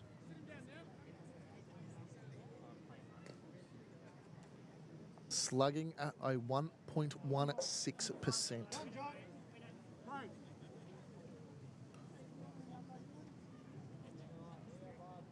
1 and 2. Hutt. Swings on strike 3. Willard with the steal. Out time. Out time. And must have missed his signal. On interference. Well, Jess. They're calling the runner out on interference. Battery's out on interference. Batter is out on interference, rather. So how much he went down swinging? He impeded the natural throwing action of the catcher enough. So runner is out. My bad, guys. Runner is out. Go, Jesse. Okay, just for clarification of what happened, Nathan Willard is out on the steal. And Eli Lewis is out on the swing. Eli Lewis went down on strike 3 and impeded the catcher in such a way that it is considered batter's interference, in which the runner is also considered out. Now back to our numbers. Harrison Riley, a 500 average on the season, a 1.692 OPS. That would put him squarely at 11th all-time on a single season and 3rd all-time in career. Again, this is comparing apples to almonds, but against similar skill levels in a similar sample size, they're valuable numbers to know. Strike called. Go again. Same spot. Gonna make him work for it. Come, Joe. 3 and 1.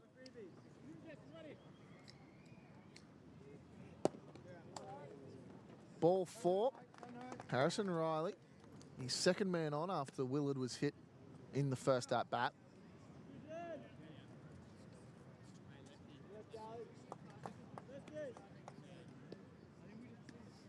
Players calling for the shift.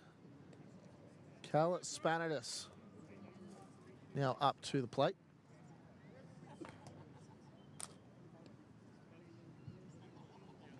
Harrison Riley stays at 2 for 2 on the day. Cal Spanitis 0 for 3 to turn his day around.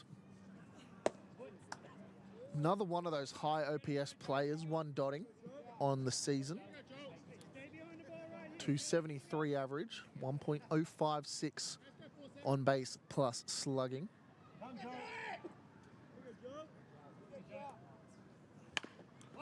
Grounded right side. Carries again to that down sloping outfield.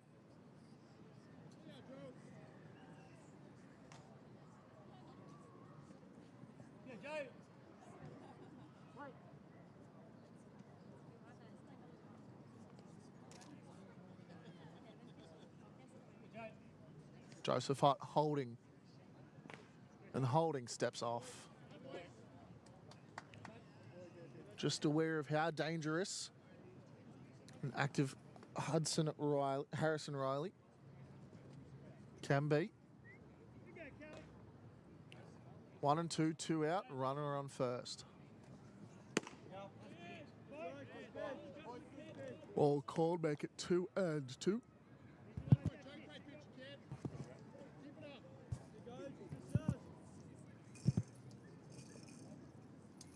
2 and 2. 2 out, runner on first. Ball called, make the count full. 3 balls, 1 strike. Here we go, Jojo. 3 balls, 2 strikes. Hutt can get the out here. The Cynics are definitely still in with a chance, with the wraparound of their order due up. Unfortunately, it'll be a 6-pitch walk. Now the plays are on every bag.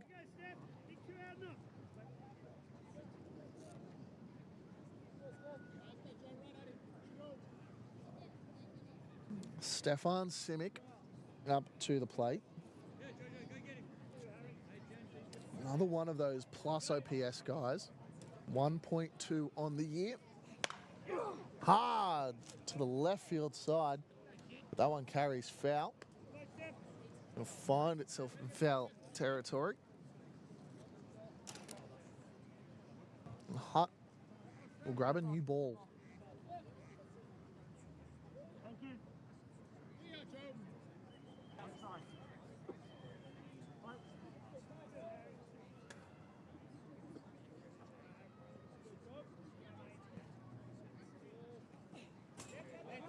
Ball stays high, runners go. Runners are safe at second and third. The 2-out double steal on the wild pitch. May come back to bite the Cynics later in today's affairs.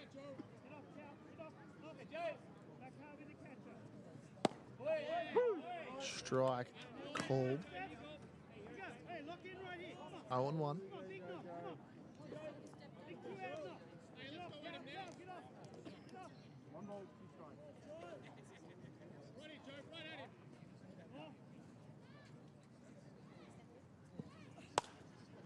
Chopped. Ash Egan just over the fingers. Cannot make the play. Both runs score. And Simic with a 2-run chop job squarely puts Quakers Hill with an opportunity to close out the mercy rule in the next inning. For those unaware, in State League we play with mercy rules. It is 15 after 5 and 10 after 6. Popped up, Chase Dodd channeling back. And that will end the inning with Ethan Sutter flying out to deep centre field. But Quakers Hill are trying to set the table for an early afternoon in the inner west. We head to the top of the 6th. Quakers Hill leads Sydney Uni 9-2.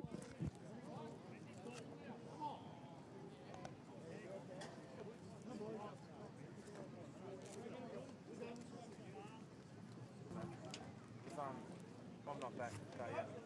Just hit the boom, that thing will feel a big plane strain on the back. The 2 you said? Yeah. 2 big blue 2.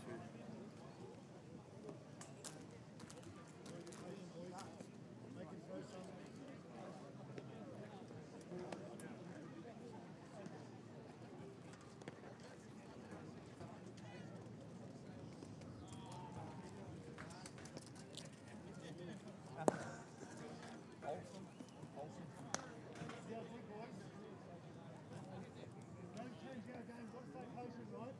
This is our time. Stay patient.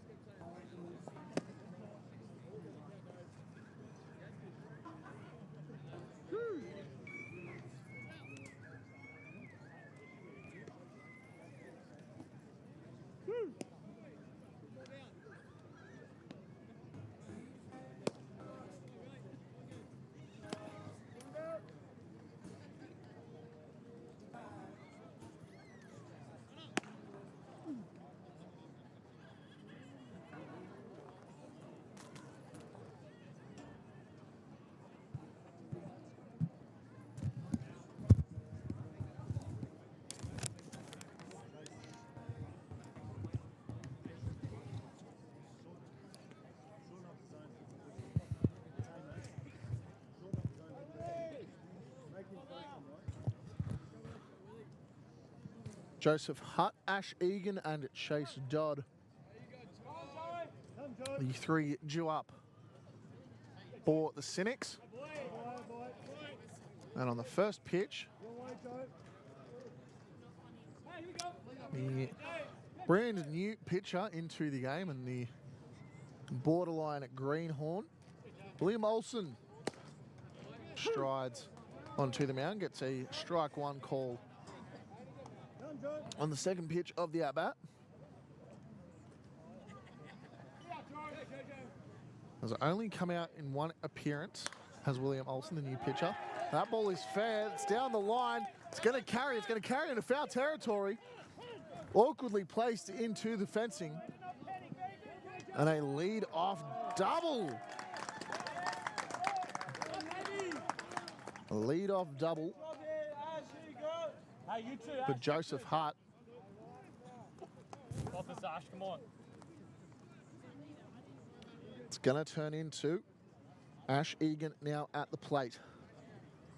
Again, I was talking about William Olsen earlier. He's only thrown 2/3 of an inning. It was against Greenway on July 20. Faced 5 batters, allowed 3 runs, all of which were earned. Walked 3 and struck out 1.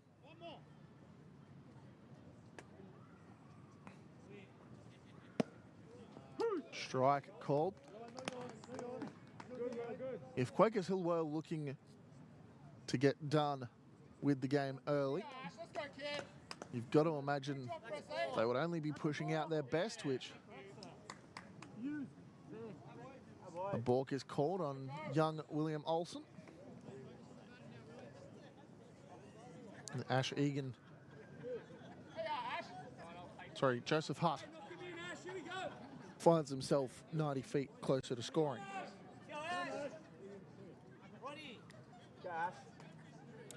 Quakers Hill can find themselves with a 10-run lead the bottom half of the inning.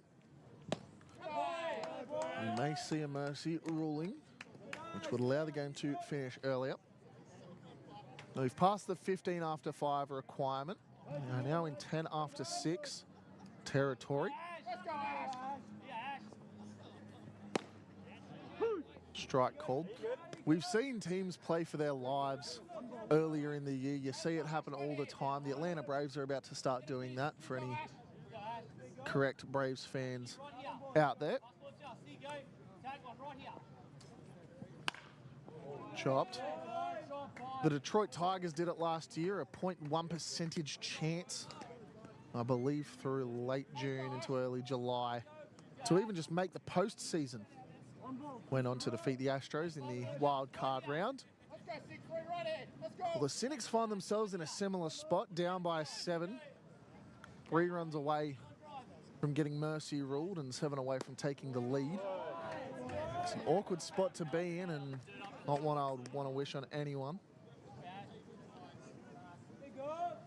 Ash Egan, 176 average on the year, OPS of 616.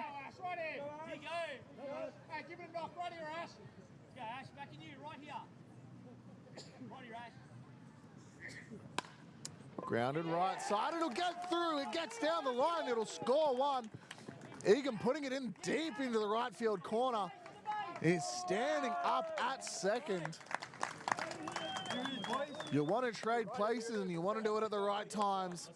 Well, how is that? Ash Egan with a beautiful backhanded drive down the right field line. Couldn't have spun the cap any better. Yeah, Chase.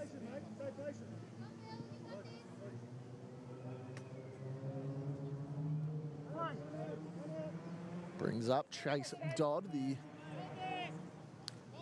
3rd required hitter for this at-bat. Not for this inning, rather.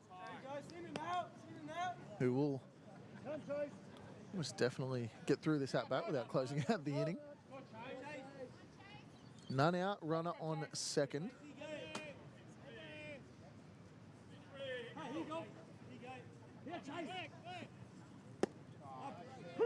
Strike called. Go to work, Chase. Go to work. go. Box up the zone. There you go. Squad getting behind a Chase Dodd, who Kid right here. has been the cause of a couple errors out in centre field throughout today's proceedings, but he's looking to do what he can to get it back. Time called from Chase Dodd in the box. Hey, get yours, Chase, right in. Not liking the efficiency that Good job, right in. Olsen is pitching with. Chase right here. Back in you. Good boy, Chase, good boy. Ball away. Go, Chase. Here, Chase, let's go, kid. Face it. One ball, 2 strikes. There you go.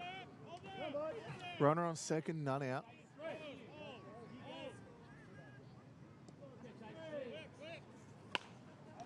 Chopped again to that awkward area. No one able to get close. Stay in there. Let it stay in there. Hey, keep working, Chase, let's go. Let's go, Chase. Hey, nothing beats you. Hey, no balls and strikes here. Chase here. No balls and strikes. There you go. Here, Chase, let's go, kid. Let's go, Chase. Chase Dodd, 1 and 2. Sydney Uni. Ball high, evens up the count at 2 and 2. Sydney Uni looking to score their 4th run, which is standing only 180 feet away.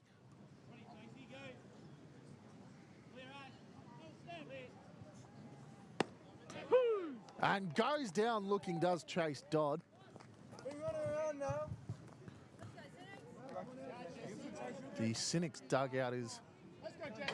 all standing up, but all completely flat. There is no confidence, no energy Let's go, 7. coursing through their veins.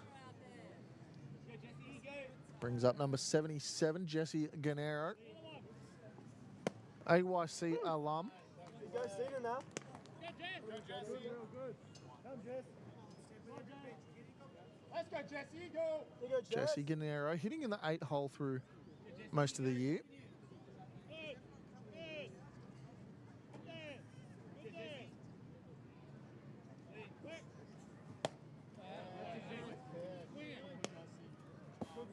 And 15 at bats has registered no average,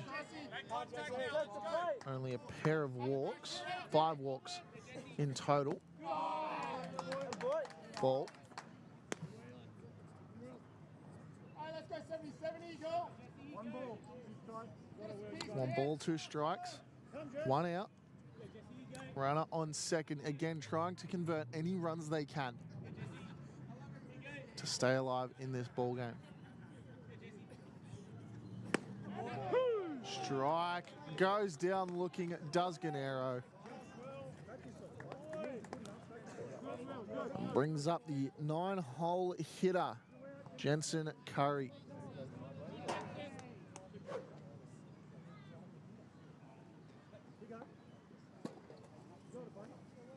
Here, Jesse.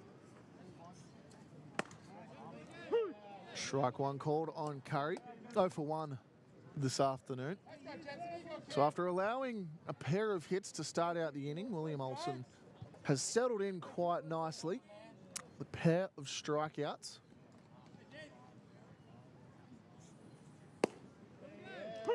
Strike 2 called on Jensen Curry. If you're the Cynics, you're saying just about anywhere, expand your zone.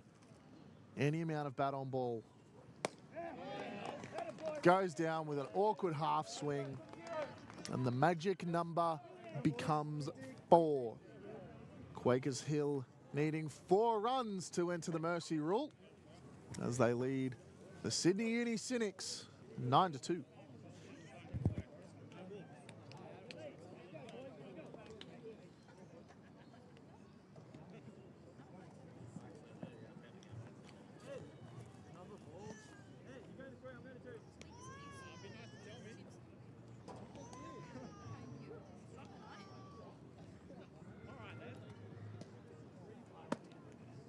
Yun is coming in for Curry.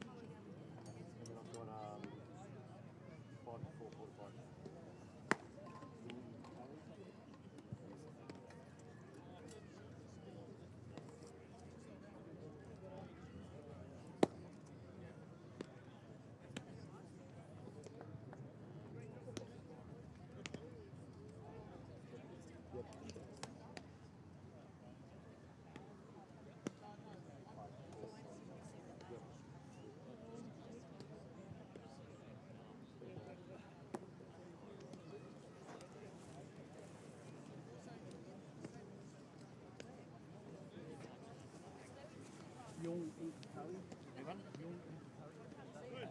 Yep.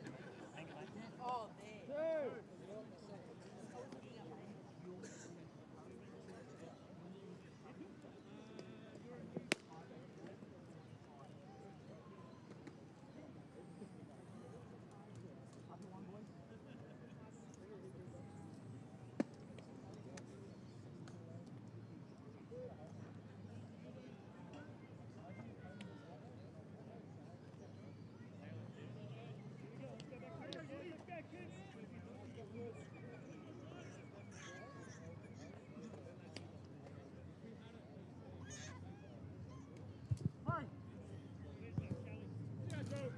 Number 98, Cooper Horn, now into the batter's box. 8-9-1, grounds on the first pitch.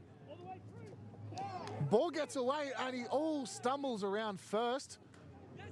Gonna get over to second again. These deep, deep foul ball areas allowing for the ball to travel. Allows the runner to convert from what could have been a ground out into an error and a reach on second. Brings Liam Booth and then flipping the lineup over to Ben Sawyer.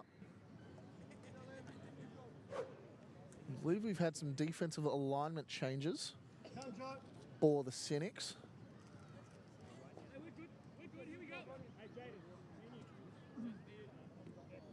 Again, the magic number for the Pirates at the moment is 4.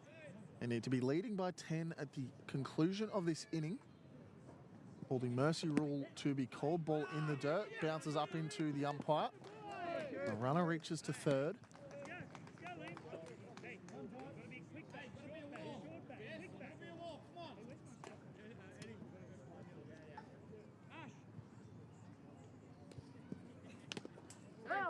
Swung and fouled down through the legs of the catcher. Does it Liam Booth.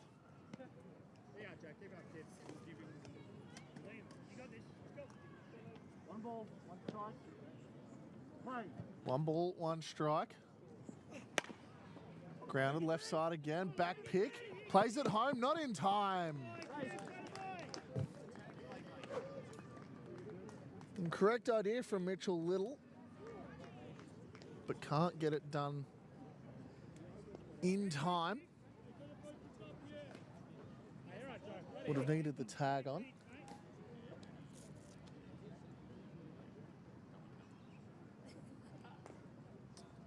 Flips the lineup back over to Ben Sawyer. Hit by pitch.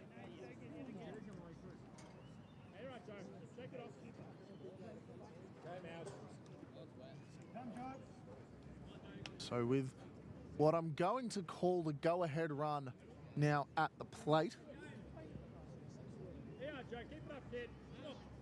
can Nathan Willard, the 2-hole hitter, close today's game out?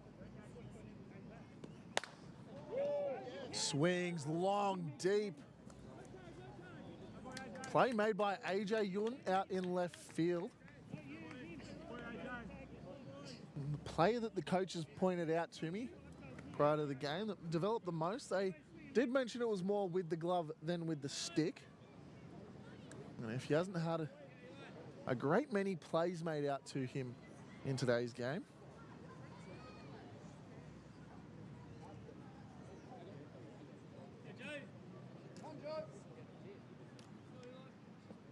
So we have had some defensive changes. Jensen Curry, gets pulled as a strike one on 3-hole hitting Eli Lewis.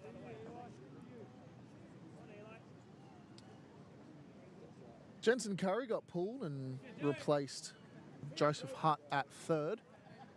Seems to be the only major change. Popped up and foul. Now again, I've mentioned a handful of times that Eli Lewis is one of the MVP candidates league-wide in third grade.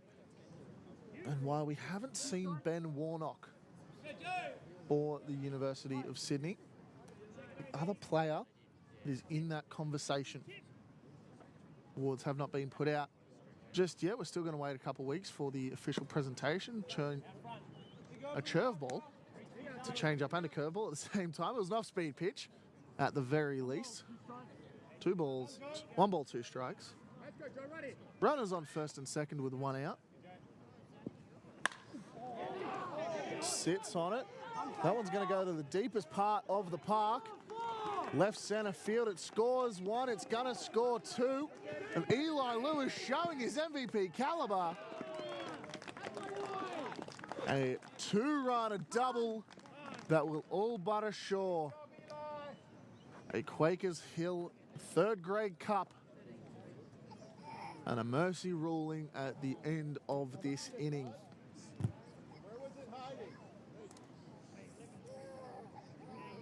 I will return to my backwards math and saying that Eli Lewis, who is now only 180 feet away, is the go-ahead run. Is the only run needed to ensure a mercy ruling. Ball inside to Harrison Riley.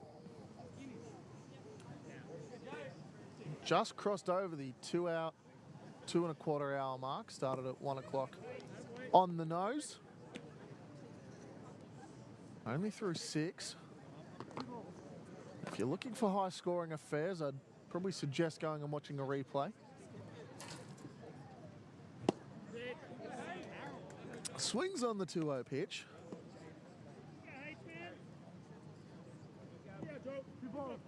A 12-3 borderline blowout.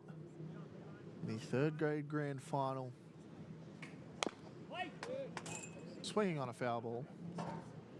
On the 3rd grade grand final of what has been a quite eventful Sydney State League winter season. 2 balls, 2 strikes, 1 out. Go ahead run at second. Steps off.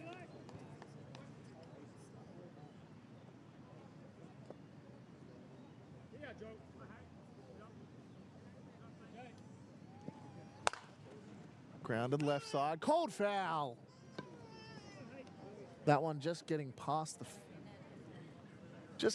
the outstretched arm of Carpenter. Fortunately for the Cynics, it stayed foul. Otherwise, it would have been almost definitely the end of the Cynics' run for the flag.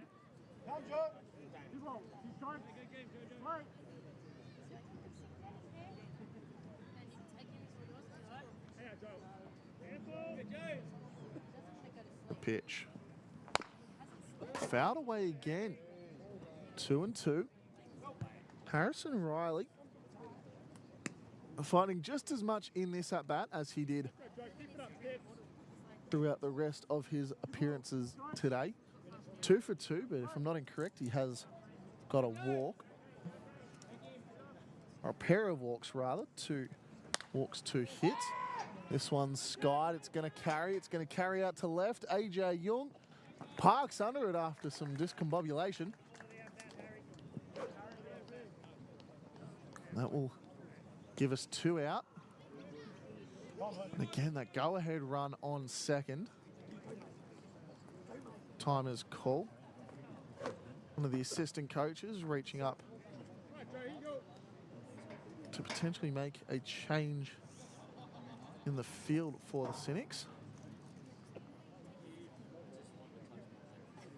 Number 42, Roger Morris, is standing at attention, glove in hand at the dugout.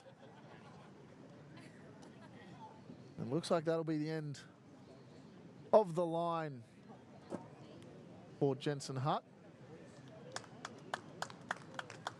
Roger Morris going to come on to pitch. Mitch Little will likely retain at shortstop. And Dodd will get pulled and Hutt will go to centre field. So as Morris warms up, I will attempt to find his season statistics. Again, I believe it's one of those. I do believe that Morris is a pitcher that hasn't had any at-bats throughout this, or any pitching outings rather, throughout the season. Newell and Little were the two workhorse pitchers for the Cynics outfit. So there's not much to say on behalf of Morris.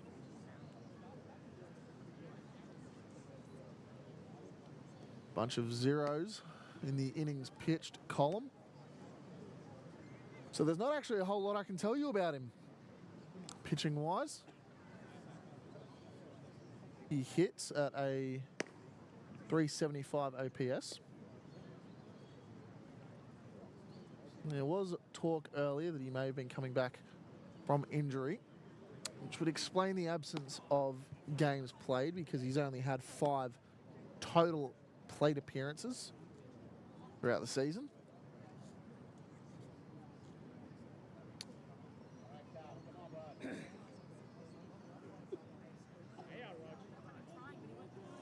Roger Morris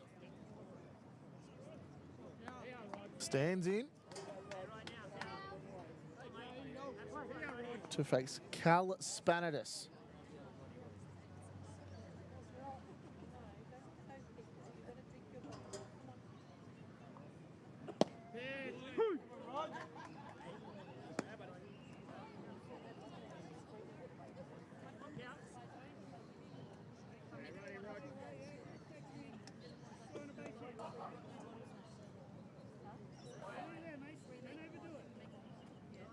Twelve to 3. Again, that go-ahead run, Eli Lewis, represented at second. Strike called, 0-2.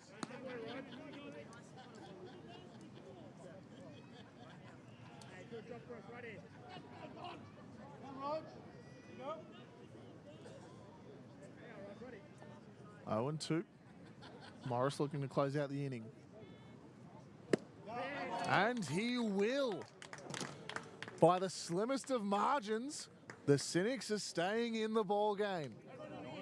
A 1 run away from getting mercied as we enter the 7th. Quakers Hill 12, Sydney Uni 3.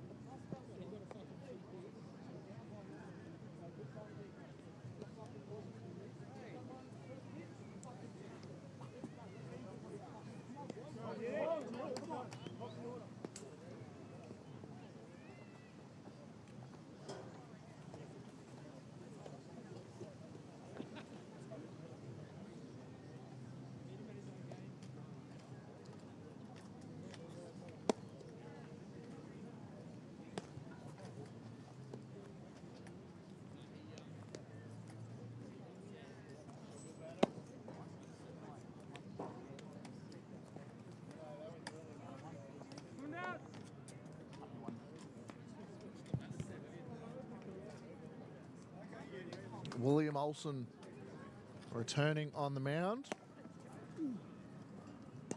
Around the grounds, the Raiders and the Tigers kicked off about 14 minutes ago. Still a 0-0 ball game. Throughout the collegiate ranks, Illinois beat Western Illinois 52-3. And the games to watch tomorrow: Ohio State and Texas, a battle of two high-ranked squads. Number 5 ranked Georgia against Marshall. Mitchell Liddell. Hey, now you know. Punch, here you go. Come, Pod. Go, Mitch. Jump on it right here. Back at you, Padre. Good eyes. Attaboy. Attaboy. Good. Let's go, Mitch. Right in. 1-1 to the Let's go now. leadoff man, Liddell. Come, Pod. Go, Mitch. Here you go.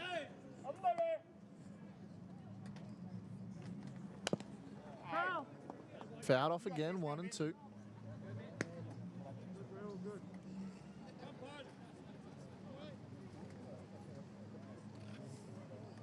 One ball. Strike. Right.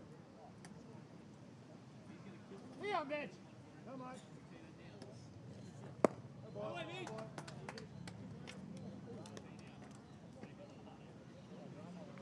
2-2. Too little. Hey, be smart, hey, Mitch. Be smart. Come, mate. Win the battle. Win the battle. 2-2. None out. Yeah, Mitch, right here. Back in here, right here. Popped, chopped, and carried in. Unfortunate little chop job to the second baseman of Harrison Riley. Let's go, boys. I got 4 sliders. So yeah, so 4 sliders. Let's throw it. And Slippery Rock Go, AJ. won their last game, 48-21. We'll close out our around the grounds trip. Good eyes. Good eyes there. 1-0 count. Come, bud. Let's go, AJ. AJ.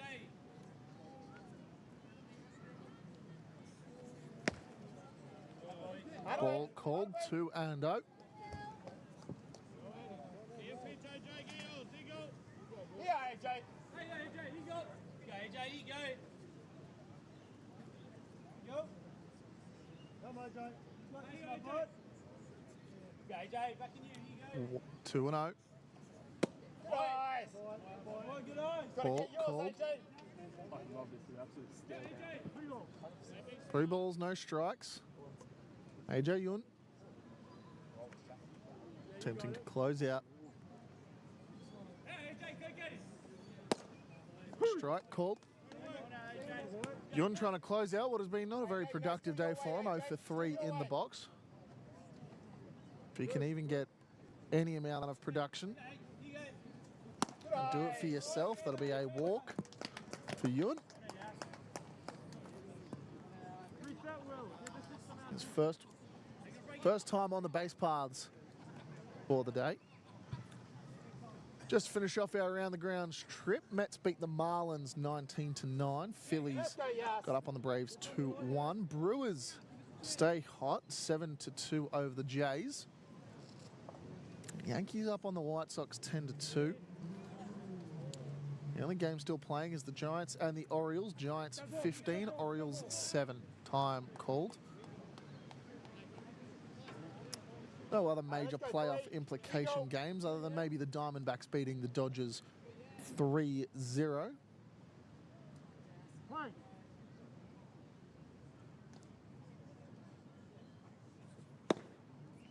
So 1 out and a runner on first. We were a singular run away from getting mercied in the previous inning. That mercy rule still applies throughout the rest of the game. We're only going to need a couple more innings before the Pirates potentially win this in 9. They could win it even earlier if the Cynics aren't careful.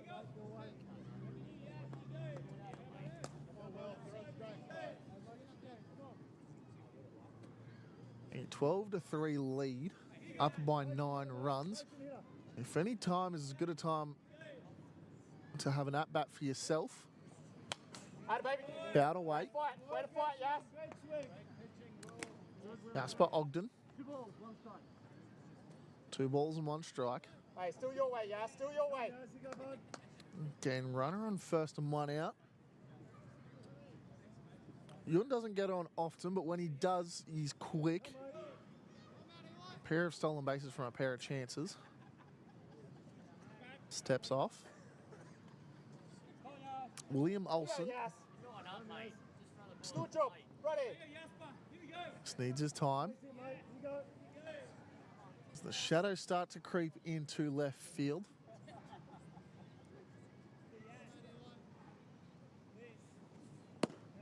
Good eyes. Good eyes.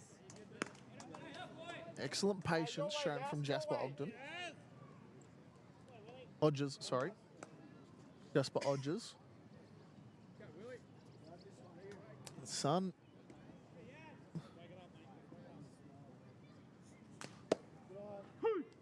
Strike called on the 3-1 count. The Sun possibly starting to play with Olsen as it isn't fully setting yet, but it's definitely on the down curve. Come, yes. Jasper Rogers. 4 bases. You go. One out, one on. Full count.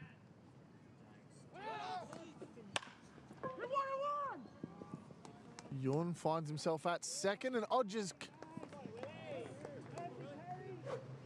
cannot get there in time. Definitely moves the runner across, but not before being the second out of the inning.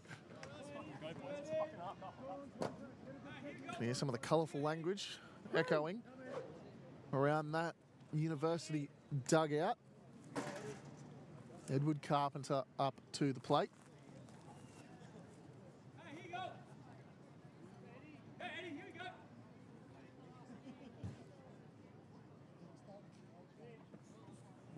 Swings on the first pitch, awkwardly rolls the wrists over. Carpenter 1 for 3 on the day. The only one that I've seen from his third grade outfit with a above 1.05 OPS. He's hitting at a 1.185 as Yun's going to find third on the wild pitch. 2 home runs, both on August 23rd against Petersham. So he comes into today's game on a tear. It was a week ago to the day. He's only been able to find 1 hit. Some impressive numbers in the power hitting 4-hole. And Yun on third is starting to get a real aggressive secondary once the pitcher starts his motion, 2 and 1.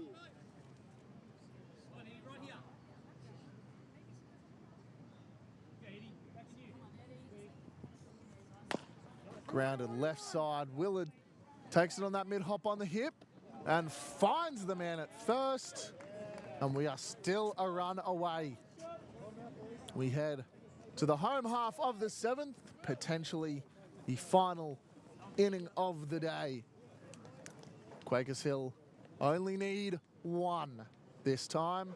Quakers Hill leads Sydney Uni 12-3.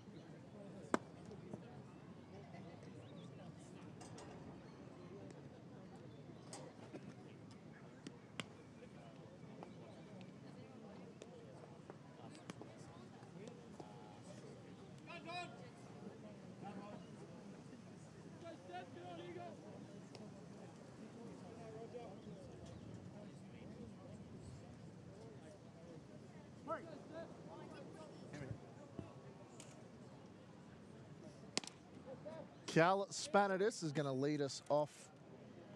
Sorry, Stefan Simic is going to lead us off. As Ethan Sutter and Cooper Horn are the other 2 due up in this inning. Fouled back. I don't think I can emphasise it enough. We are only a run away from potentially being mercy ruled.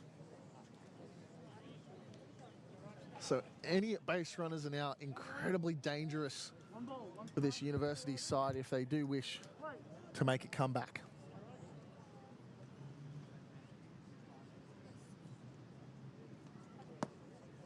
Off speed from Morris. Unable to find the zone. 2-0 count. 2-1 count, sorry.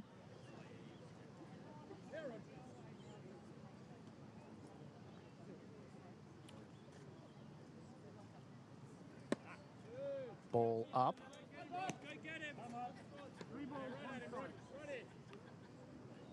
Three balls, one strike. Again, any base runners are really going to be a spot of bother for these Cynics.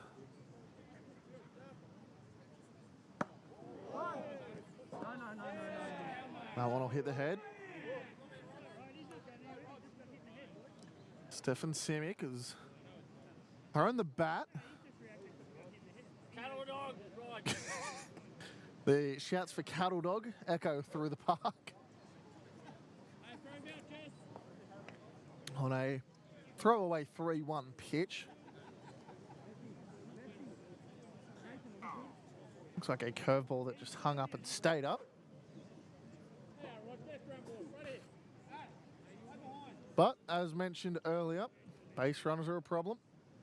Morris gonna check in at first, make sure that Simic is okay. Ethan Sutter now up to the plate, potentially driving in a backwards way a winning run.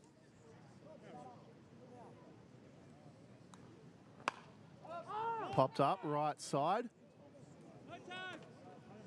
No tag from the runner, but he wasn't very far off the base. And it'll be one out. Odger's able to fight off the wind that continues to pick up and drop off. And make the play. One out, and we are going to have a pinch hitter. Number 82, Joseph Lowton.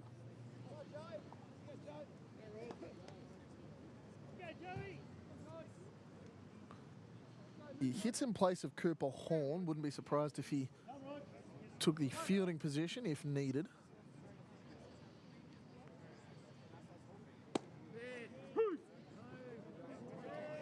Strike called. The back pick attempt on Simic, uneventful. And Simic will find himself over at second after the ball runs away.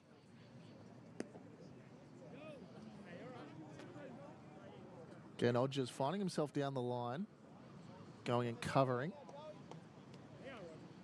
Lowton with quite impressive numbers, 333 average and 1,000 on the nose OPS. Popped up right side, it's going to carry foul, it's going to carry deep, but not enough for Odgers to get a glove to it.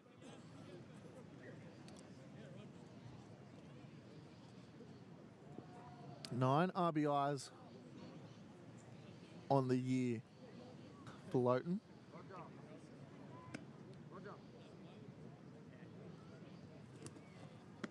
If anyone's likely to do it off the bench, you might as well make it one of the most productive hitters in your squad that isn't in the starting lineup.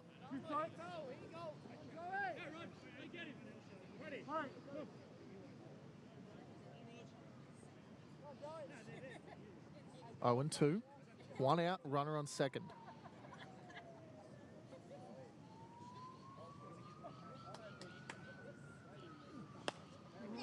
Popped up. One's going to spin itself foul, just shy of staying in.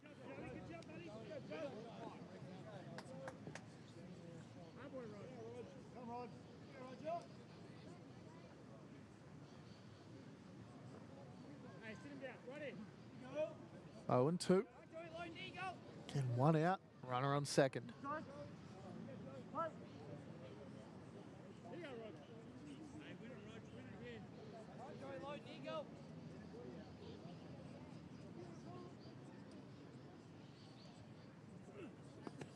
Ball in the dirt, no runner goes.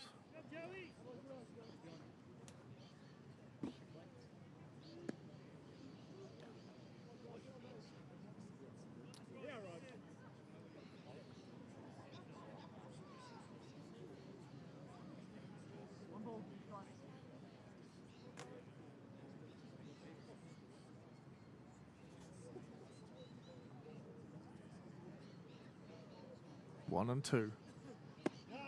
Sits on it. Ball is called. Joseph doesn't like the off speed. 2 and 2 count.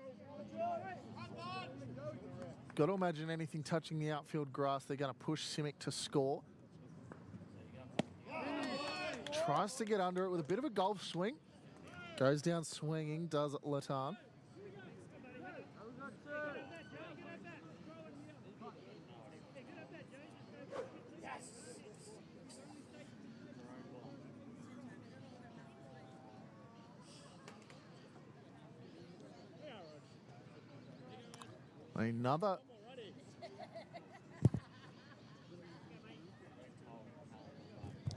Another pinch hitter for the Pirates. This time number 95, Ashton Williams.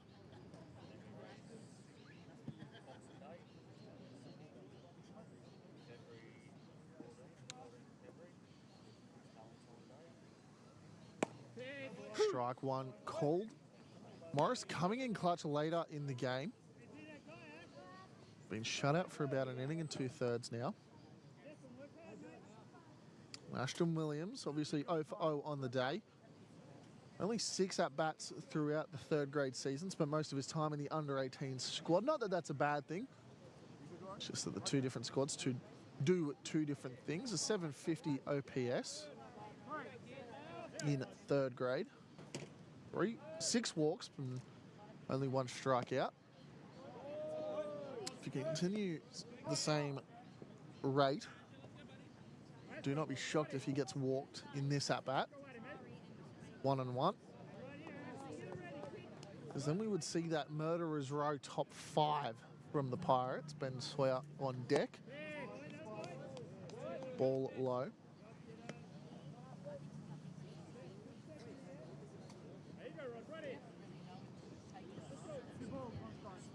Two balls, 1 strike, 2 out.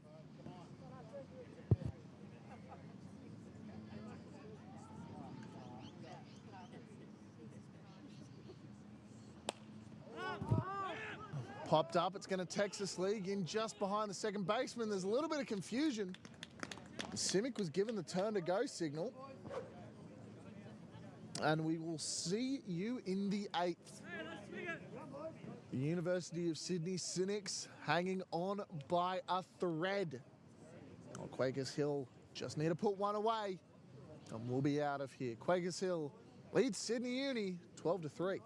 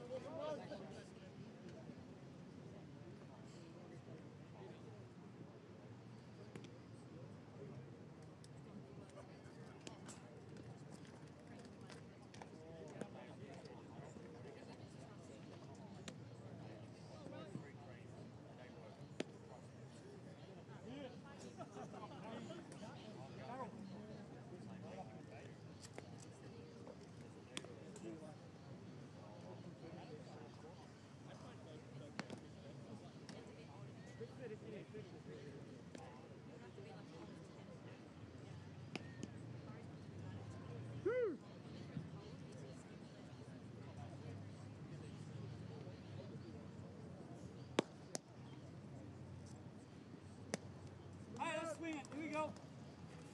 I ain't never done. I ain't never done.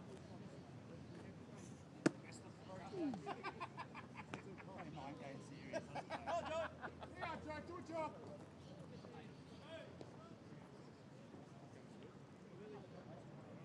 Let's go, Joe. Right in. Okay, Joe. Right. Yeah, Joey. Roger. Yeah, Joe, do a job. Right in. Roger. Right. Thank you, mate. Oh, boy. Hey, boy. Top of the 8th. Joseph Hart, Ash Egan and Chase Dodd. He's been here twice already. Due up. Ball in. If I hit him, I hit him. William Olsen returns on the mound. Again, first batter or two, it seems he's not all over the place, but just settling in. Once he's after that, he's pretty good. Grounded left side. Willard gets a glove down onto it. Starts grabbing at the shoulder. Right nearer. Must be the shoulder.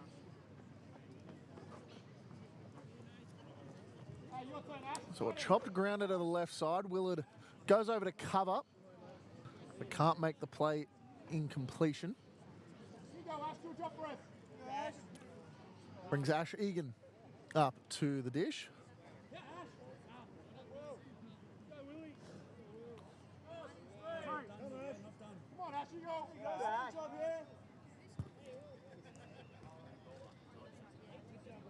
Olsen steps off the back.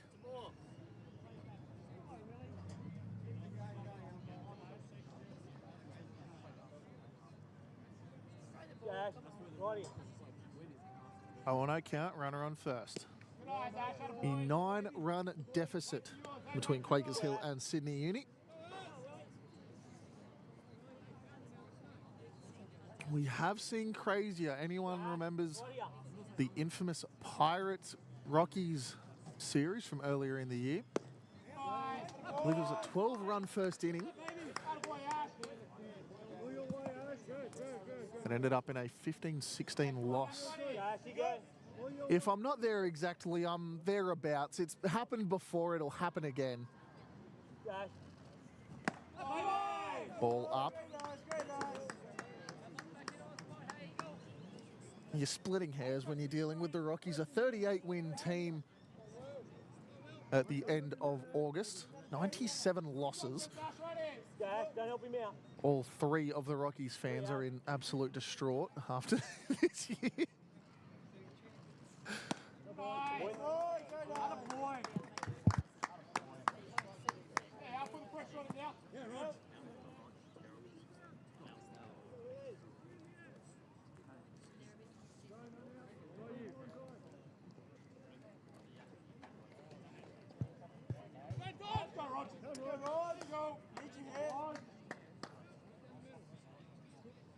So walk from Ash Egan brings Chase, not Chase Dodd, would have been Chase Dodd, brings Roger Morris to the plate. Hit by a pitch. And that loads up the bases with none out. If it's bound to happen, it's bound to happen now, folks. The Cynics in desperate need of any amount of base runners. And finally a mound meeting. Can't actively see any arms getting warm on the red and black side of the diamond.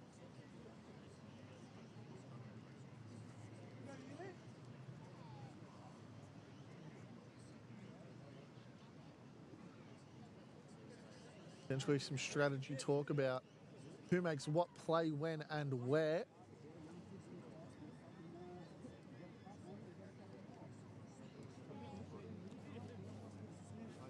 So none out, top of the 8th, and loaded bases. 12-3 ball game could very quickly become 12-6 with one swing of the stick. Jesse Gennaro, 8-hole hitter. Again, spent most of the winter down in under 18s. Very limited experience in third grade, rather. Patient hitter, mate. Patient hitter. Here you go. Here you go. Hey, go to work. Here, go to work. Strike, called. 1-1. Find your pitch, find your pitch, let's go, 7. Still good, Jess. Come, bud. Hey, here you go. Ball inside. All your way, mate. All your way. Work for it. Don't help him out, Jess. And here the Cynics dugout, finally getting some life to it. 100 bases with none out. You've got to imagine at least one scores here, if not two. Yeah, Jess. Here you go. Any way you can, kid. Up, boy. You leave that up. Ball called. All your way, all your way. Let's go, Jesse, run in. All your way, Jess. Patient hitter, mate. Don't help me out, Jess. Popped up, shallow right side. It'll get down the line. It'll score one. And they're going to hold station to station baseball, folks. Ash Egan. Hey, we've got to be better, boys. You can't give up on a play. You can never give up on it. Ash Egan turns around at third but decides to stay. Come on, boys, let's go. Jaden, Let's go. Hey, out, Jaden. None out. Go, Jaden. Hey, you got this, Jaden. Jaden. Trouble, don't help him, Jaden. None out and loaded bases. You're expected to score at least 2 runs in that inning. They've scored 1. Can they convert the next to make this a 12-5 ball game? Get a little bit of pride back. Good job, Eagle.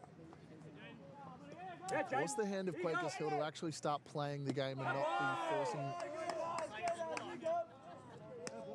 be forcing a mercy. Nice.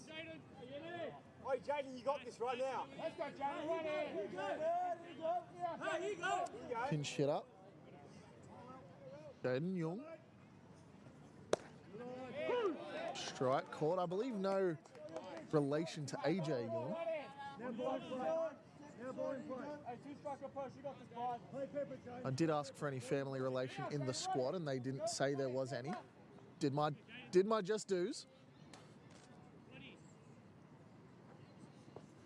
Up, boy. Yeah, Jaden.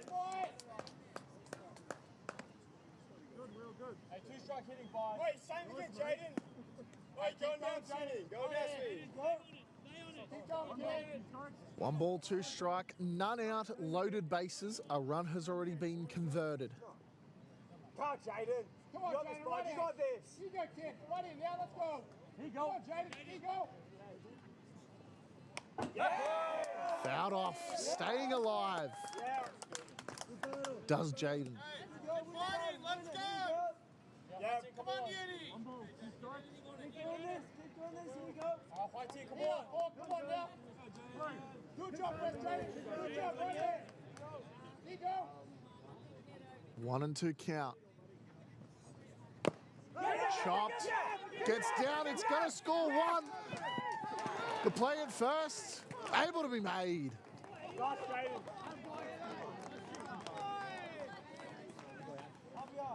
A borderline sacrificial sack bunt. Slap bunt, sorry. Good job, Jaden. Way to do a job. Scores the run, forces the score at 12-5. Fucking made it. Come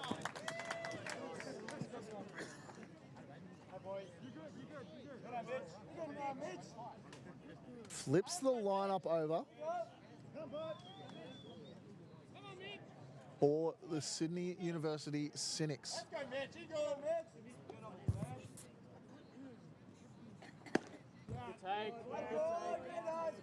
Brings the 1-hole hitter, Mitch Little, up to the plate again. 1 for 4 on the afternoon.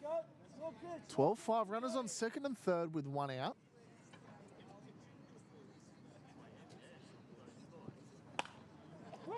Popped up. That one's going to cut itself foul.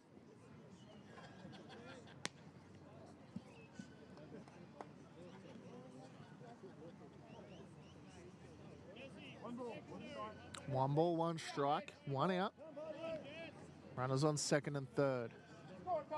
Top of the 8th. A 7-run deficit. Can be cut away just as quickly as it came about. It won't take a lot for this Cynics team to get just a little bit of momentum behind them. They've already scored 2 runs on the inning. Ball high, buzzes the tower. 3 and 1. Got to come to you. Got to come to you. Your one. All your one. Let's go, Padre. Don't help him out. Let's go, Padre. Place him up.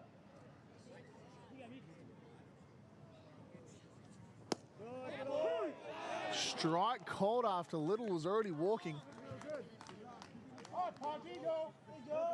Count draws full.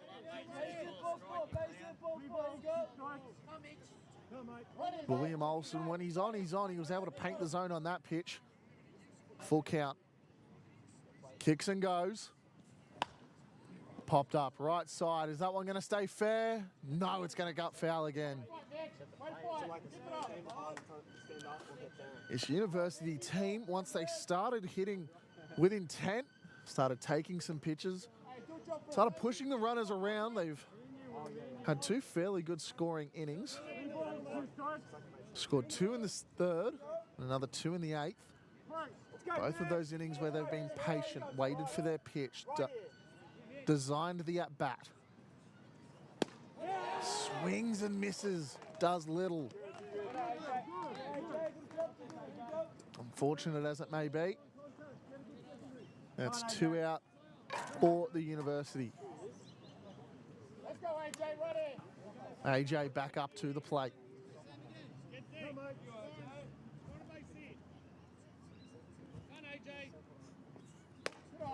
Ball high. Ewan walked in his last at-bat. Gotta get something good, mate. A walk here would almost definitely put the Cynics back on the right track. Jasper Odgers on deck. Strike called, 1-1.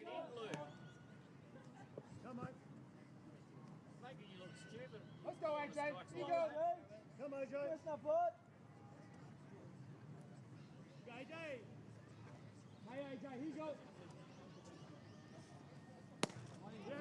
Swings at one down and away. Not ideal, 1 and 2. Hey, let's go, Hart. Run in. Run in, AJ. A 7-run deficit. Again, it can be cut away at a moment's notice if you're not careful in the game of baseball. 1 ball, 2 strikes.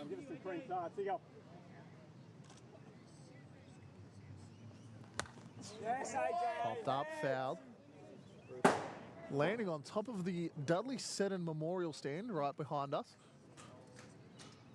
Here it comes. Ball's rolling back, 1 hopped, and just missed by the fan standing directly under it.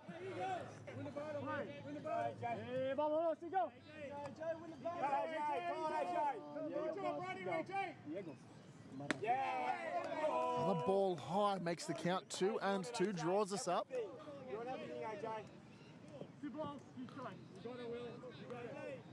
2 and 2. Olsen just needing a strike to get out of the inning. Let's go, AJ. Yeah, AJ, here we go. All right, this is you. Yun trying to extend as long as he can throughout the at-bat. 2 and 2. Kicks and deals. Ball outside, loads us up and makes it full. Could this be the turning point for this Sydney University side? A walk here loads us up with 2 out. And the meat of the order coming up to bat. 3 and 2, full count. William Olsen draws the walk. And there's no one in the bullpen to save him. Jasper Odgers coming up to bat.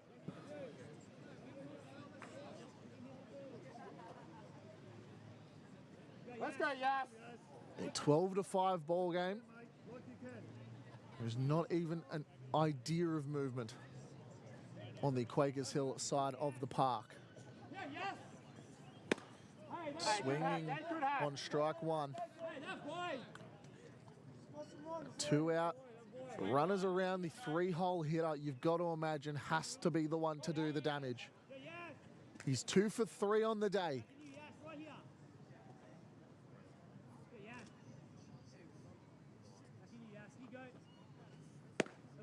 He's reached 3 times. He's had a walk. And he doesn't strike out. Yes, you got this, kid. Come, Yaz. Come on, Yas. Hey, here we go. Hey, here we go. Come, mate. Back in you, right here. ball in the dirt. Make him come to you, yes.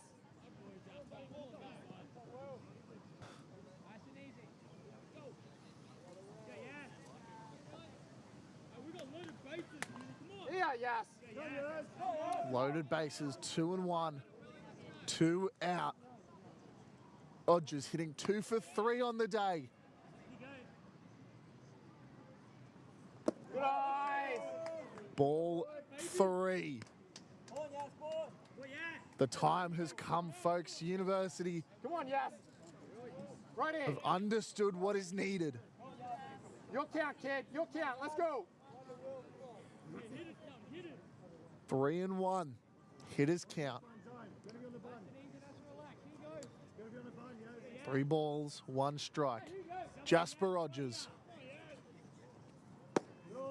Sees strike 2. Can't find the trigger, can't find the pitch, Here, yes. cannot get the swing off. 3 balls, 2 Good strikes. job, right here, yes. You got it. Come, yes. Win the battle. Is it time? Jasper Rogers.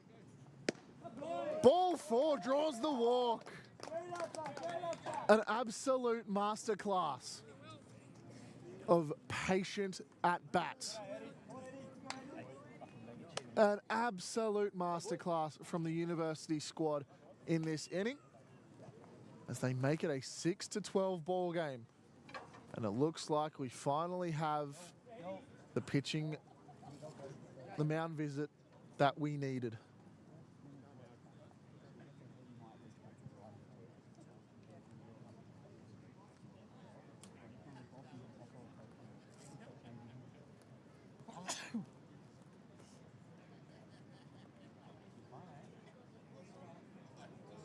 And yes, it looks like they will be doing a pitching change. So while Quakers Hill are getting that, I will leave you with this.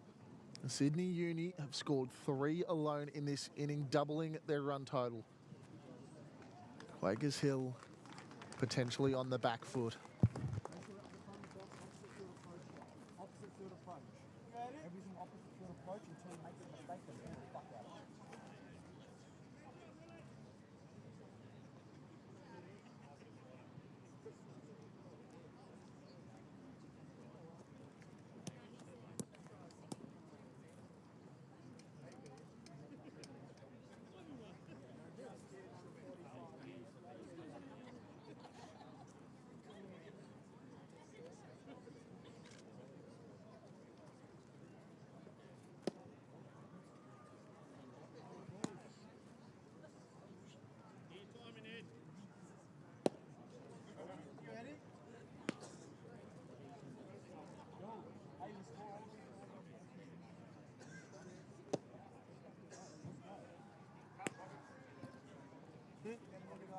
Who's that? Hey, 2 hits here changes the game, fellas. 2 hits here changes the game completely, yeah? Hey, never done. Here we go.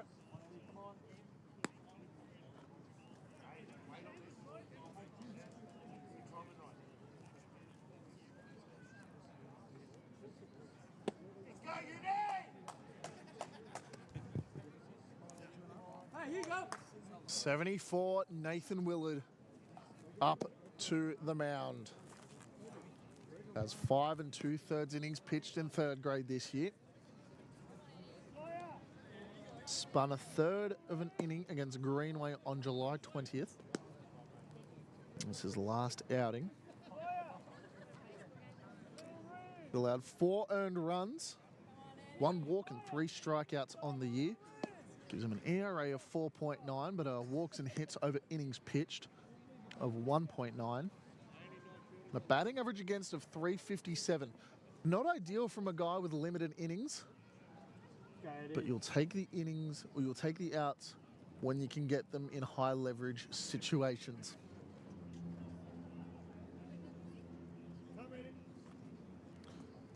Top of the 8th, 2 out.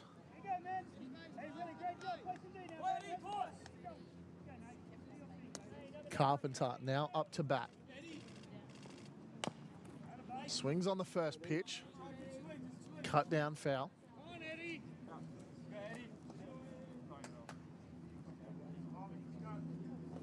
So Richards ended his outing.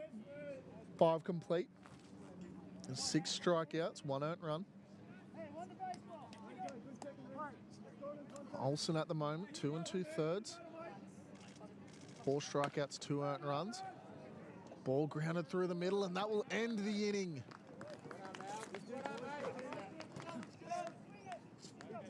Will end the Cynics inning, but not before they could double their own run total. We head to the bottom of the 8th. Quakers Hill still leads Sydney Uni 12-6.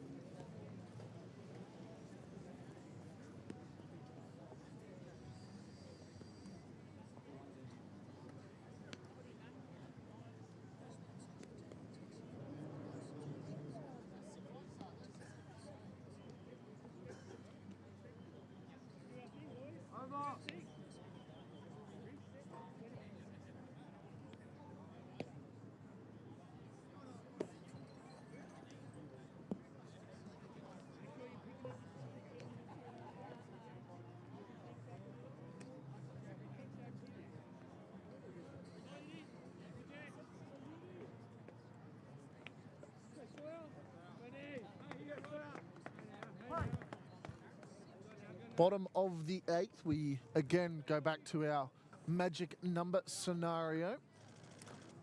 We want to get Mercy ruled. You're looking for 6 runs. 4 runs, sorry.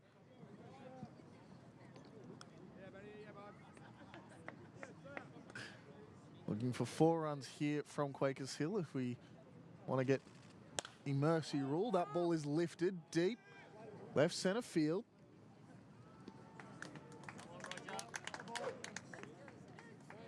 No, will be taken in. That was Joseph Hutt, still patrolling out in centre field. Nathan Willard up to bat, 2-hole hitter, 1200 OPS. I believe he's 2 for 3 on the day. Ball up. If Morris can close out this game, it will go down as one of the ultimate closing pitcher calls in state league history. Willard lifts that one as well. Hutt tracking it down. Travels a considerable distance. Able to get the grab.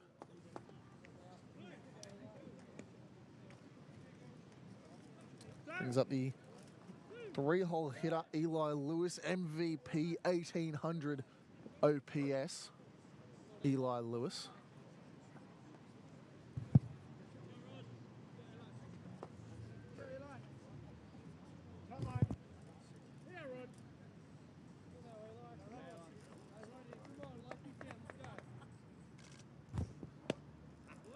Ball inside on the first pitch.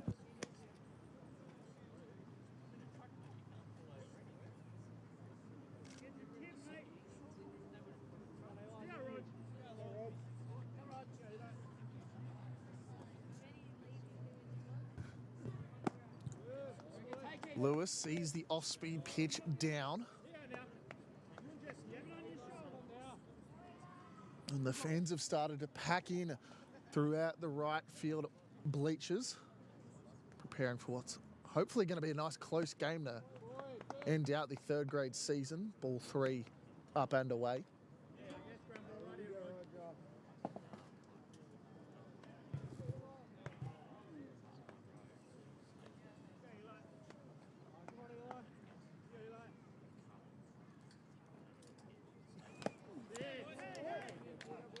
Ball fouled back.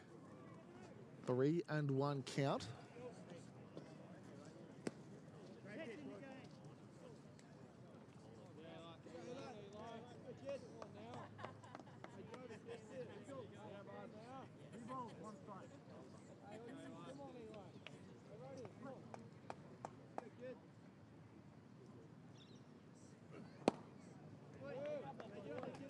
It'll be a 5-pitch walk.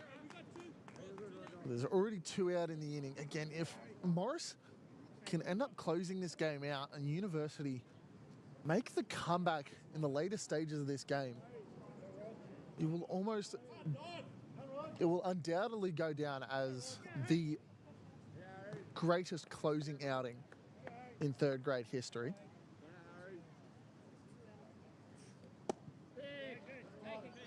Ball low.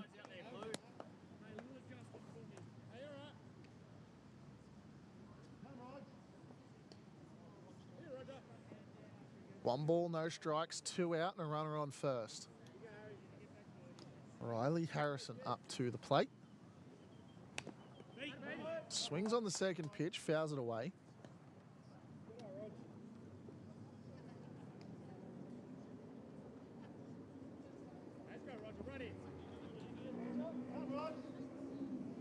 Two for 3 on the day. Also drew a walk.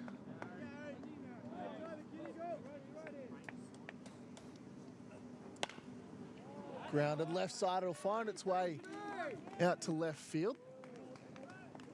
Rookie sensation AJ Ewan. Runners on first and second, so the play is around the infield.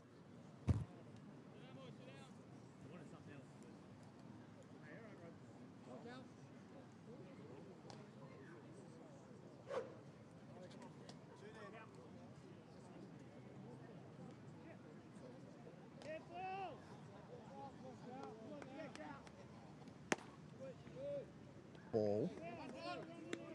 1-0.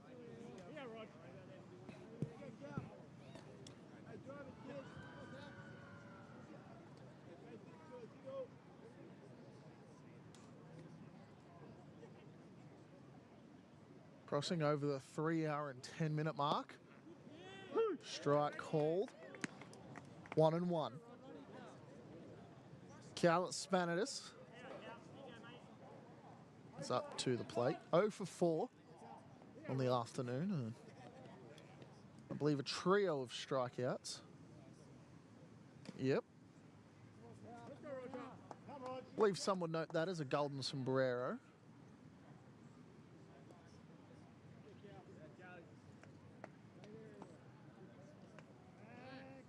Steps off. Just making sure of the runner at second.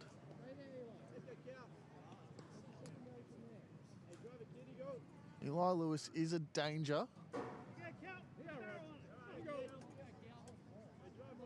Because Quakers Hill, as we've seen throughout the game today, once they get 1, they get about 6. When they score in bunches.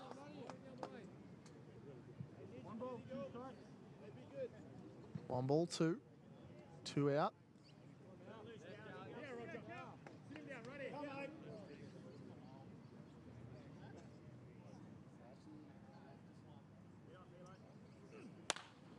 Lifted. Deep left center. No talk. Yes, makes the catch though. And Roger Morris, is doing something that nobody has done throughout the season, and that is keeping Quakers Hill quiet. 2 1/3 innings of shut-out baseball, folks. This is what finals is all about. We head to the top of the 9th. A last chance saloon for this Cynic squad as they follow Quakers Hill 12-6.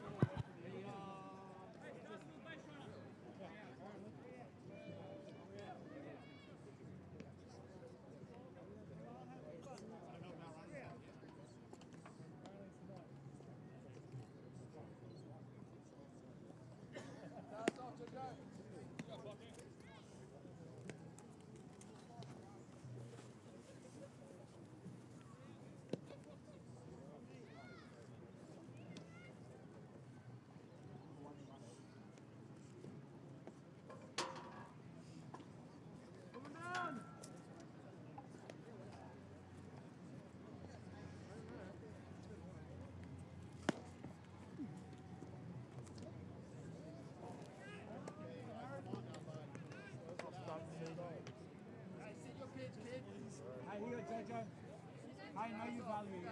Yeah? Yeah, boys.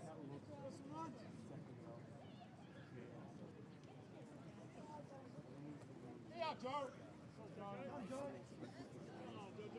Good job, Joe. Run in.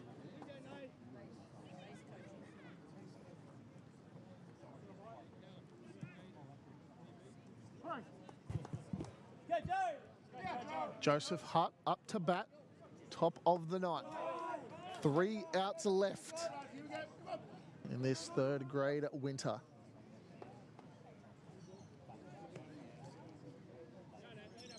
Yeah, Joe. Run in. 1 ball, no strikes. Let's go, Joe. Back in you. Good eye. Strike called, 1-1. Yeah, Joe. Go, Joe. Here you go.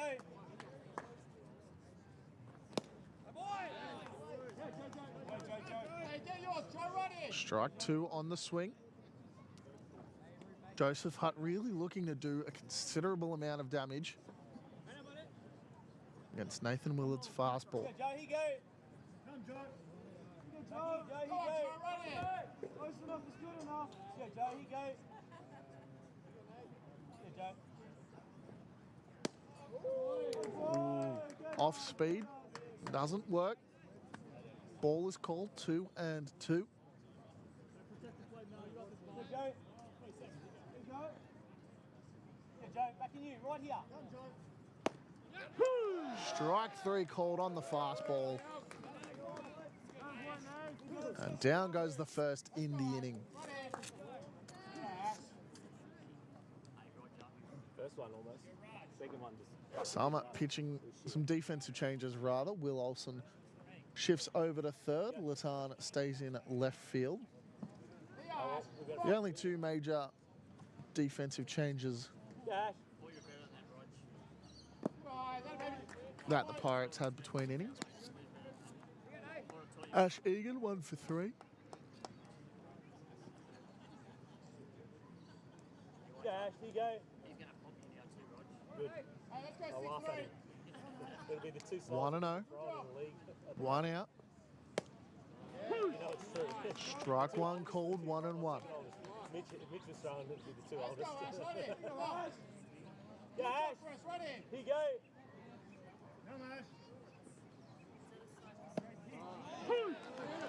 Strike 2 called. Come on, Blue. 1 and 2. Dash.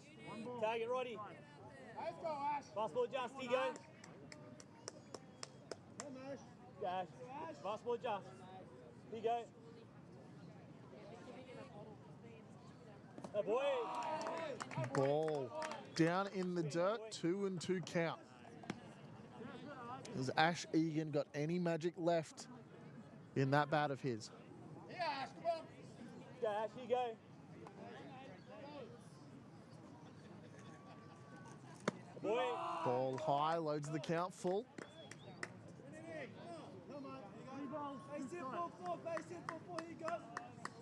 Ready, Ash. Here you go. Let's go, Ash. Run in. Come on. Do a job. Run in. 3 balls, 2 strikes. Go, Ash. Here you go. Back in here. Nathan Willard Oh boy. fires in ball 4. And a 1-out base runner keeps Sydney Uni's season alive. Roger Morris is going to stride up to the plate. Yeah, Rog. Go, Roger.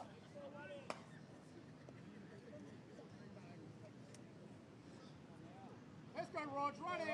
Go, Rog.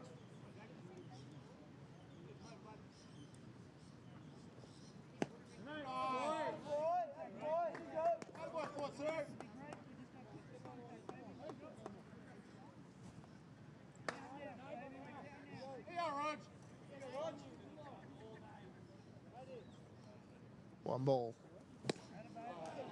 Morris swings on the second pitch, makes it a strike. 1 and 1. Let's go, Rog. Run in. Come, Rod.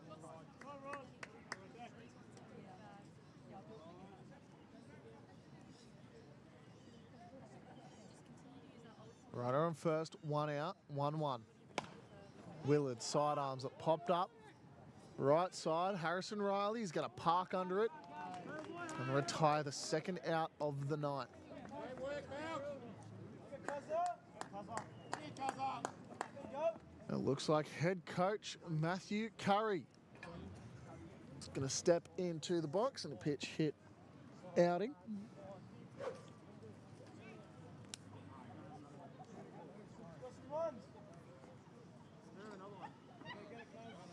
You guys any match balls? Match balls? No? Curry taking the spot of Jesse Gennaro. Gennaro went 1 for 4. And see what Matthew Curry can pull in.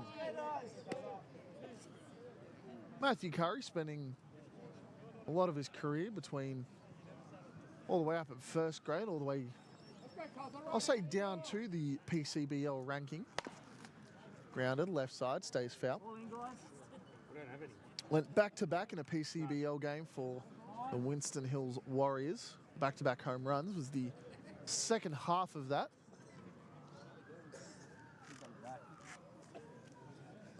It was only, I believe it was only last summer that happened. Looking for good quality match balls at the moment.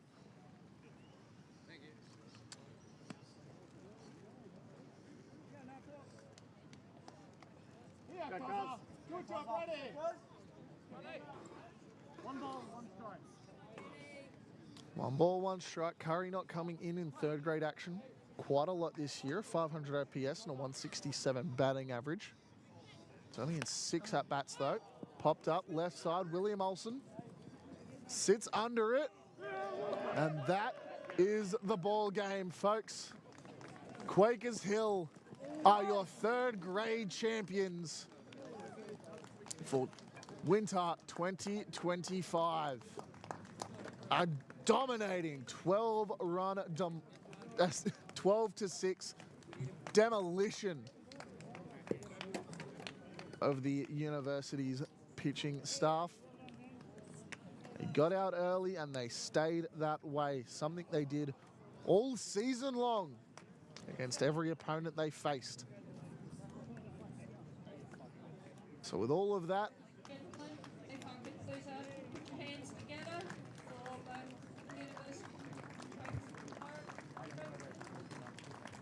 so with all things considered, what a great way to end the third grade season. Please tune in tomorrow for the second and first grade finals, respectively. I'm sure they are absolute firecrackers. On behalf of Stream Machine and Baseball New South Wales, I'm Grady Roberts, saying thank you for watching Quakers Hill third grade champions. Hey, let's sing the crowd, boys. Sing the crowd. Thank you.